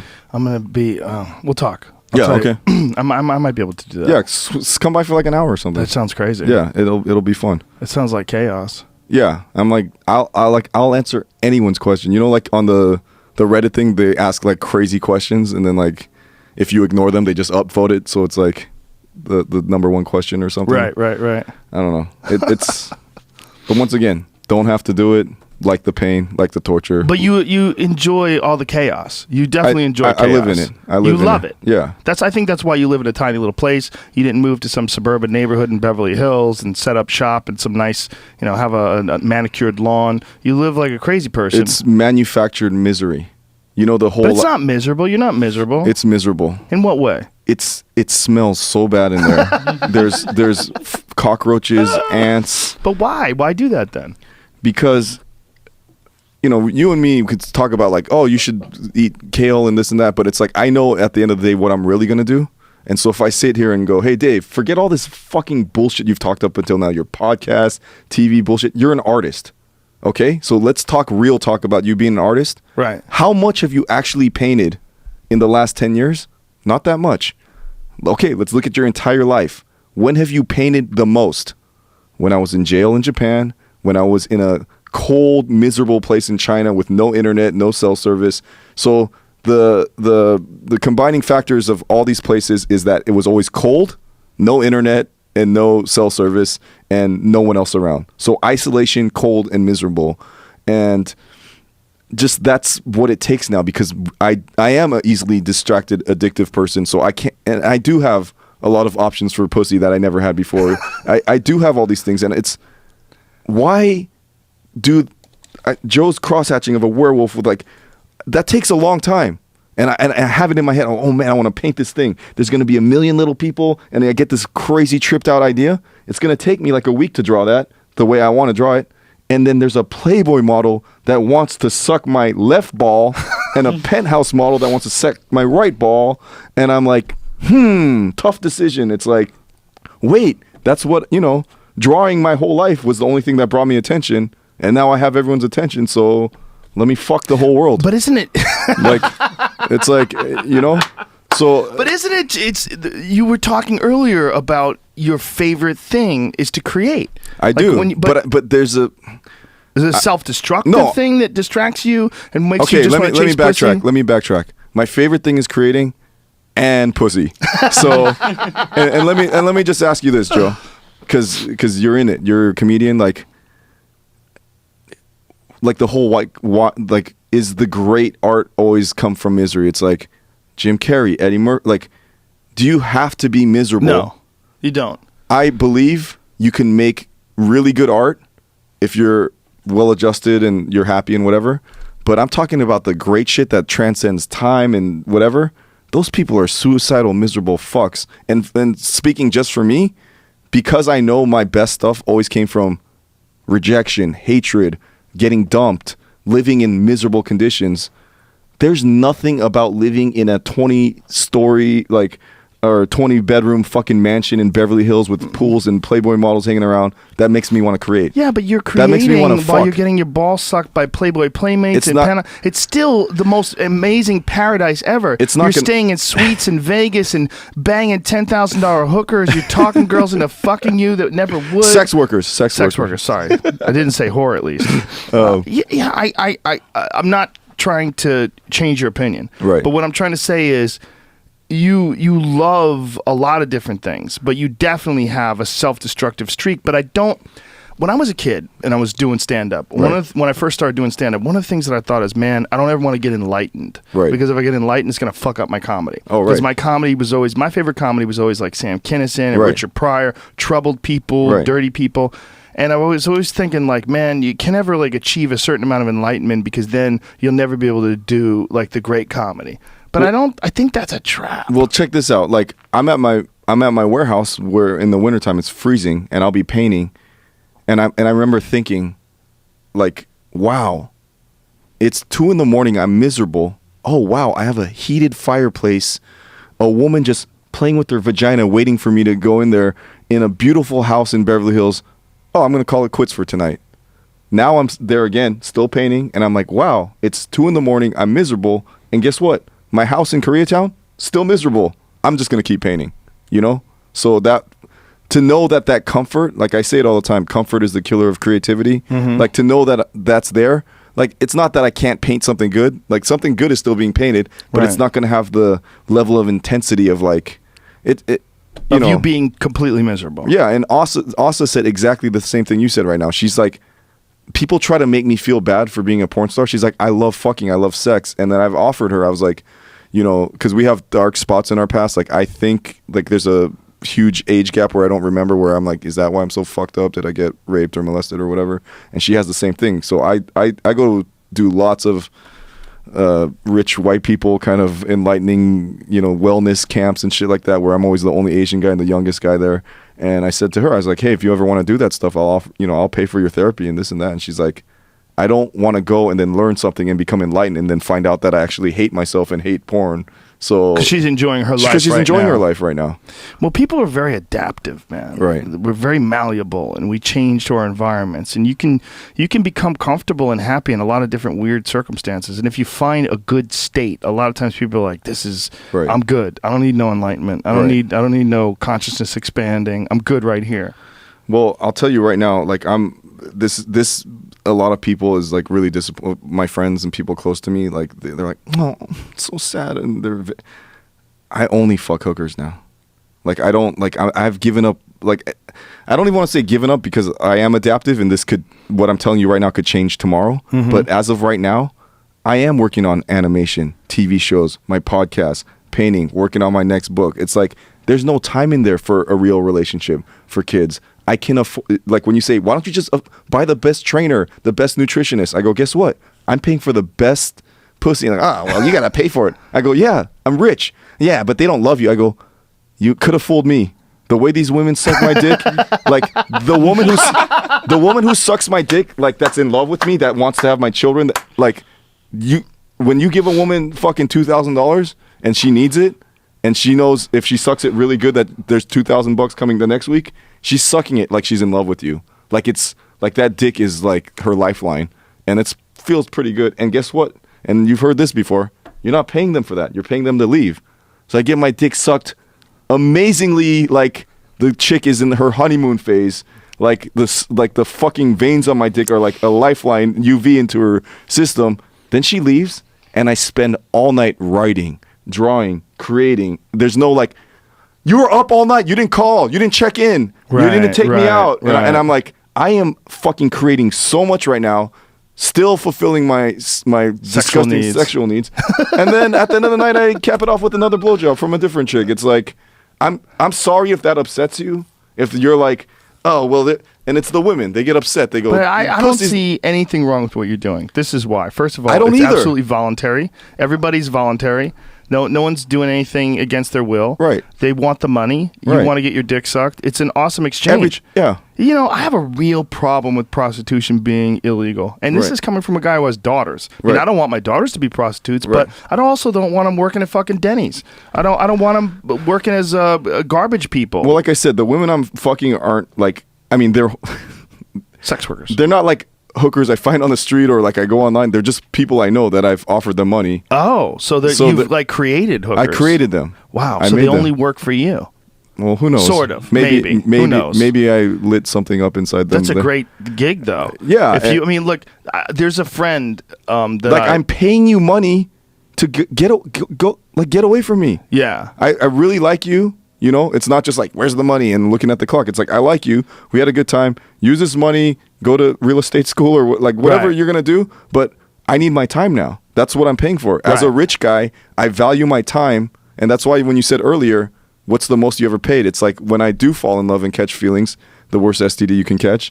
It's like, oh, fuck. I just wasted 3 months with a bitch that just fucked with my shit and like is like trying to like play games with me and fuck me over. And it's That like, can happen, right? Yeah. That can happen. It can really happen. And it can really fuck you up if you get involved with someone who's manipulative, who wants to control you. and I live in LA, dude. I live in LA, you know? Yeah, and you've got money. So you're a target. Look, Joe, I feel You're like a catch. I feel like I'm a soldier and I'm like in a war and I'm like, Chris Rock has this joke, right? He's like, you don't want to be the first anything. You don't want to be the first black president. You don't want to be the first black baseball player. He's like, I'm butchering his joke right now, but he's like, do you want to be Jackie Robinson? Nigger, this? Or you want to be Daryl Strawberry? Coke, blonde whores, like, Right, you know, right, it's right. like, so like when I'm sitting here going, who is the only Asian guy that fucked the white chick on TV? It's like one guy, Stephen Yoon, and it's like, we're like sort of the first everything, you know? So it's a little bit stressful. I'd rather be like 10 other weird, wacky Asian guys and then like, you know, and Jackie Chan doesn't count. I'd rather be like number 10 or 20 down the list, you know? Like I don't want to be the guy in the forefront, but guess what? I'm not complaining. Well, I am complaining, but I'm here. I'm going to do my job and I'm going to do it as best I can, you know? It's if like, I had an armchair psychoanalyze you, I would say that you spend a lot of time conflicting with other people's expectations and very opinions conflicted. of you. Very conflicted. But why? Because you seem so free when you do your own thing. But now this is the question. Right. Is part of what makes you enjoy your life the fact that you reject these other people's expectations and their definitions of you, and you get to live free on your own, and you're proving that you're successful. You're creating great art. You're having fun. Your podcast is well received. Right. You're getting all this attention. You're David motherfucking Choe. Right. On top of the fact that all these people want you, your dad's calling you, you're embarrassing our country, you're fucking everything up. Girls are mad at you. You're Right. only fucking hookers. You're a piece of shit. Right. And meanwhile, you're creating all this great art, and you're living in chaos and squalor. When you've got I'm George Costanza. I'm the guy. You're not that I'm guy. The, I'm the No, guy no, no. that You're takes. David fucking Choe. You're gonna laugh. So recently, I was having sex with this girl that has a lot of lines on her hands. Like Lines? like not wrinkles, but a lot of Oh, these okay. lines. So I said, hey, that like a lot, like hundreds of Like lines. unusual? Yeah, unusual. So I said, hey, you've ever been to a palm reader? So she said no. So I said, let's go to a palm reader. So we went to the palm reader, and I was like, fuck, I'll get my palm read too. And she goes, what are you? I go, I'm left-handed. She goes, let me see your right hand first. And so I flip my hand over, and she goes, wow, very enlightened internally. Inside, like not much bothers you, very evolved. Like, and I go, okay. And she goes, flip over your left hand. She goes, whoa, externally, you fucking complain about everything, and you whine and you bitch, and your mouth is very blunt, and you get in a lot of trouble. And it's like, I didn't grow up around Koreans. I grew up around Jews. So that whole like Larry David humor, like the whole Woody Allen shit, that's what I grew up around. So yeah, I can sit here and like fucking complain about everything, but at the end of the day, you're right, and it doesn't fucking bother me. I am very free. I can just in 1 second say fuck this podcast and just quit it. Like, But what I'm saying is, I think part of what makes you happy is this battle. definitely. Well, that's just being Korean. I mean, there's nothing I could do about that. Really? Yeah. Being Korean makes you want to fight against things? I talked to Bourdain about this on the show. It's like they probably have it in every culture, their own version of it, but in Korean it's called Han. and it's like genetic. It's like you're just like, I have a friend who has adopted a Korean son, and he has his own kid, and he goes, my normal kid is just, you know, because he's rich. He's like, all my kids have everything they could ever want, but this Korean one, he just wakes up with a scowl on his face every morning. I go, yeah, welcome to fucking Korea, dude. Like, it's like, you're just like David Chang. Epigenetics. He's one of my best friends. He's like my twin brother, and he does like with cooking what I do with art. Like, just fucking goes at it, and he's very successful. He's like on the cover of Time and all these magazines, and the best chef in the world and all this shit. And when I hang out with him, I mean, he makes me look like it's just piss and vinegar, like fucking. I go, why are you so angry? I sound like you talking to me right now. And he's like, come on, Dave. It's like all the kimchi in our blood or whatever. But Korea's a small island, or it's not island. It's a small country that's been invaded by Japanese and fucking Chinese, and everyone's always trying to take over Korea. So it's like almost like a evolution, like built-in hate system of just being born like right. Taekwondo. Hard workers, man. Yeah, hard workers. It's like I don't know. There's a lot of similarities between Jews and Koreans, I think, on that end. You know, like, I grew up with a lot of Koreans. Yeah, so you know what I'm talking Taekwondo about. Environment. You know what I'm talking about right now. I mean, I was around Koreans constantly. They're loud, you know. The other thing about them is I've never met more people like as a group that are more dedicated to hard work. And like, if you don't work hard, if you're not miserable from working hard all the time, you feel like a piece of shit. Right. Like, I had a friend. He was on the national. My friend Jungsik Chang. Yeah. He was a national Taekwondo champion, and at the same time, he was going through his fucking residency, medical residency. So this guy was always tired. This is how I would see him, like this. Always tired, and then he would just fucking work out really hard and then be exhausted. He would be at school and he was training, so he would like be studying all day, and then he would run upstairs. He'd run up the flights of stairs at the university. He was constantly tired, constantly miserable, but he felt like if he didn't live like that, and he couldn't be happy. That's in me. That's in my blood. And so let me take it straight down to comedy, and let me get racist for a second. I mean, people ask, I'm sure they ask you, who's your favorite comedian? I'm like, okay, forget specifics. Who's your favorite comedian? Blacks, Jews, and Koreans. What Koreans? What Koreans? Well, it's like Bobby Lee. Like, okay, so if I take it just to Asians, there's not like Chinese comedian. I mean, there are. But there's no Japanese big. It's like all the big funny comedians that are successful in America are Bobby Lee, Dr. Ken Jeong. Like, they're all Korean. You know, but I think it's like this assimilation.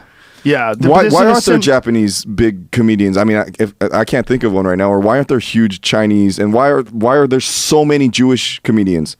Well, they've been here long. Persecution, this torment, part of the culture. Why is Howard Stern miserable? Why is Jerry Seinfeld miserable? Why is Larry David miserable? They're so rich. You have nothing to complain about. You're a billionaire. Why? And that's like sort of like what you're asking me right now. I don't know why I'm so angry. It's just there. But it's just like, I don't know how to define, like, I don't know why Jews are so funny. I don't know why Koreans are so funny. I don't know why blacks are so funny. But what do they have in common? Persecution.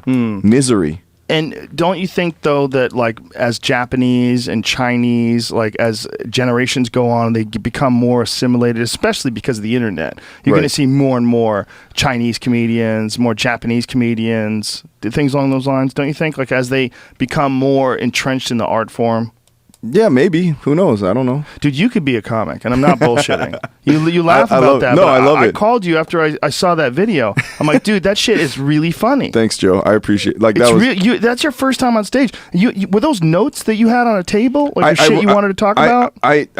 My whole thing is always, you know, for me, that's horrifying because, you know, in the same way, comedy is solitary. You're not up there with anyone unless you're like Smothers Brothers and you're a comedy duo or something. But it's like, I didn't want to have an act. I want like when I come here, like it's like I was like, I just want to make everyone sure that I'm actually giving away this money, and that's all. I'm like, and then everything else, I'm like, we'll just riff, you know? It's like you can just, you know, I was like, I want to go up there with no act And then like I started like writing stuff down, but it's whenever I write stuff, it just ends up being like dicks. Yeah, He's been drawing the whole time we've been on this podcast. I'm cross-hatching the balls. There's a dick with cum squirting out of it.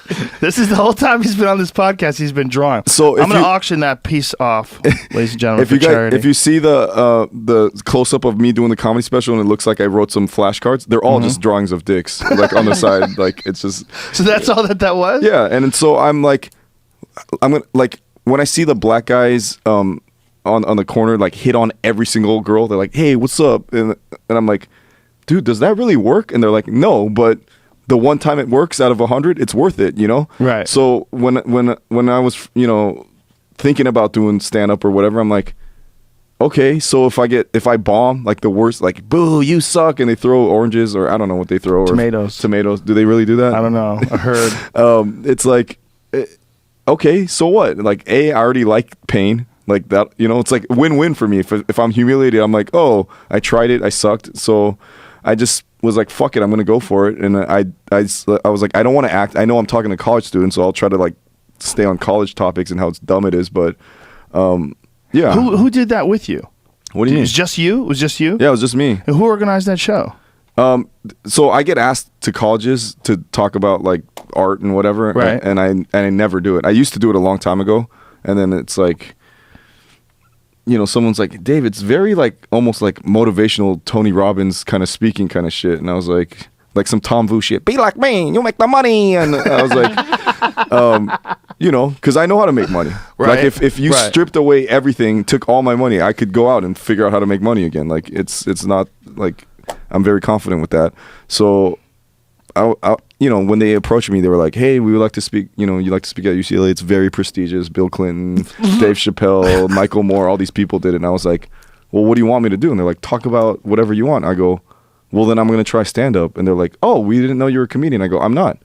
And they go, "This is awkward." And I go, "Well, what do you mean? Like you're going to tell jokes and stuff?" And I was like, "Yeah, sure. Why not?" And they're like, yeah, all right, cool. So and you wore a nice red suit. Yeah, and since I did that, I did it 5 more times, and it's like it's so fun. I can't. Did you do it in Hawaii with Bobby Lee? I did it in Hawaii. He that fucking asshole. So he's like, before the show, he's like, David, I get it. You're like a weird Warhol, like artsy fucking faggy dude. I get it, but you don't speak the language of comedy. You don't speak I need a real opener, Dave. Not you and my fucking brother touching each other's dick. He's like, I need I need the audience to get ready for when I get on stage. Like, I don't want you up there doing some weird artsy fucking fake rape shit or whatever. Like, I need a real comedian. And I go, fuck you, dude. Fuck you. You're such a piece of shit. And he goes, it was last minute. He couldn't find anyone. And I said, hey, fuckface, guess what? I've seen your stand-up 10 times. I have your act memorized. I'm going to do your exact act before you got to go. What the fuck are you going to do about it? And his face changes. He goes, because he thought, that's me being delusional. I thought he thought it would be funny. He's like, don't do that, Dave. He goes, that's like me going to your, like if I had an art show or if you had an art show and I had like the counterfeit of that right next door, I'm like, cool, then I would just paint something else. Like you as a real comedian, if I just sabotage your whole act, should be able to go up there and talk about weird Hawaiian shit or like anything, because he's funny enough. And I that's me being a weird guy, like trying to push him. And he's like, please don't do that. And I'm like, I'm not going to do that, you asshole.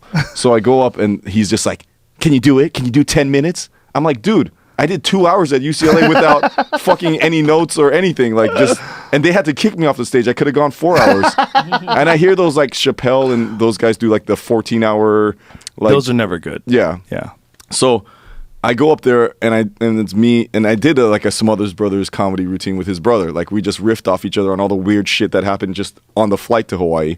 And so we're just killing and he's on the side of the stage and he's like, it was like a movie. He's like, get him off the stage. They're fucking killing. I don't want to follow that. And I was like, yes. He didn't want to follow He didn't want to follow us. If you're listening right now, Bobby, fuck you, motherfucker. Whoa. Fucking killed your ass, you little bitch. Bobby.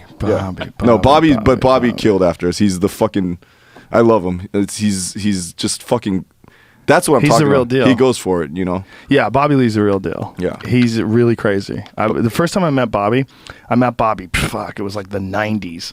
And Bobby was in San Diego. He wasn't on Mad TV. He wasn't doing anything back then. He was just doing stand-up at the Comedy Store in La Jolla. Yeah. This is probably like, 95 or something? Right. 96 maybe? I don't know. A long time ago. Right. And it was with a bunch of comics who went to a strip club. And there's these Mexican gangbangers at the strip club. And one of them had long hair and tattoos on his face. And This is in the 90s. He had tattooed tears on his face. Right. And he had eyes. Like, he had these eyes. You looked into him. You knew this motherfucker had seen some shit. Right. I don't know if he'd killed people. Right. I don't know what. I mean, I'm just guessing. But if I had to guess, fuck yeah, he's killed people. Right. And Bobby somehow or another insulted him by talking to his girl. Like, there was a girl that, like, maybe it was his girlfriend, right, who was a dancer there, and Bobby talked to the girl. Yeah. And the guy stood up, and Bobby was like, "Fuck these bitches! They don't know shit." Right. You know, like, and I was like, "You're gonna get me killed." Right. I go, we're leaving right now. You coming with me, or I'm fucking leaving you here. Right. And me, and I think it was Jimmy Schubert was with me. We ran outside and jumped in my car. I had a Toyota Supra. Right. We jumped in my fucking car, and Bobby like barely made it in time to get into the back seat, and we fucking took off. I We're love like, that shit. I'm like, we're gonna get shot. Right. Like, I know the look of people that will shoot you. Right. And that guy will fucking shoot you. Right. I'm pretty sure. But he, in a similar way, he has this weird Korean energy and like a real artist, like a real he's self-destructive, completely super self-destructive. He told some stories on the podcast about going down to Mexico in the middle of like filming Mad TV. Right. He would leave the set, go down to Mexico, do drugs. He was carrying a fucking kitchen knife. Right. Get hookers. Yeah. Come back, gacked out of his fucking mind, holding on to the knife, just completely wired to the gills, like at Mad TV I love with that a guy. giant knife on him. He's just so fucking crazy. Yeah. But yeah, the same kind of like the rebellion against this ultra suppressive childhood. Yeah, for sure. But That's you, David Choe. Don't ever get rid of that "Suck My Fart" song. All right, No. we got to get out of here. This contest, DVDASA.com. Joe, thank you. Thank you, man. Thank you, man. you. Always a good time, my brother. Yeah. I'm glad we got to talk about this. Yeah. In a way, and talk about the controversy in a way where people, I think, they'll understand you now better. Well, look, I like going on Stern. I like going on your show. I like talk. Like, it's sort of hard to talk to people that don't like. They're like, shut the fuck up, right? You know. And it's like, I know you would understand, you know. And like, thank you for calling me, and that meant a lot to me. And yeah, I appreciate it. DVDASA.com. It's back. It's back. There's about 70 episodes to catch up. Broadcasting from an insane asylum. This book that no one wanted to put out, that's pretty much almost sold out. There's, if you want to get it, it's at davidchoe.com. And this money, I'm giving it. The contest ends on Halloween, but I'm going to give it away on November 2nd during our whole fuck fest during that thing. And yeah. Listen, man, I hope you kick diabetes. I hope you get healthy, but don't change. Don't change. I'm not going to change. Fuck the haters. Fuck the haters. David Choe, ladies and gentlemen. Literally. Good night, everybody. Big kiss. Mwah. Thank you.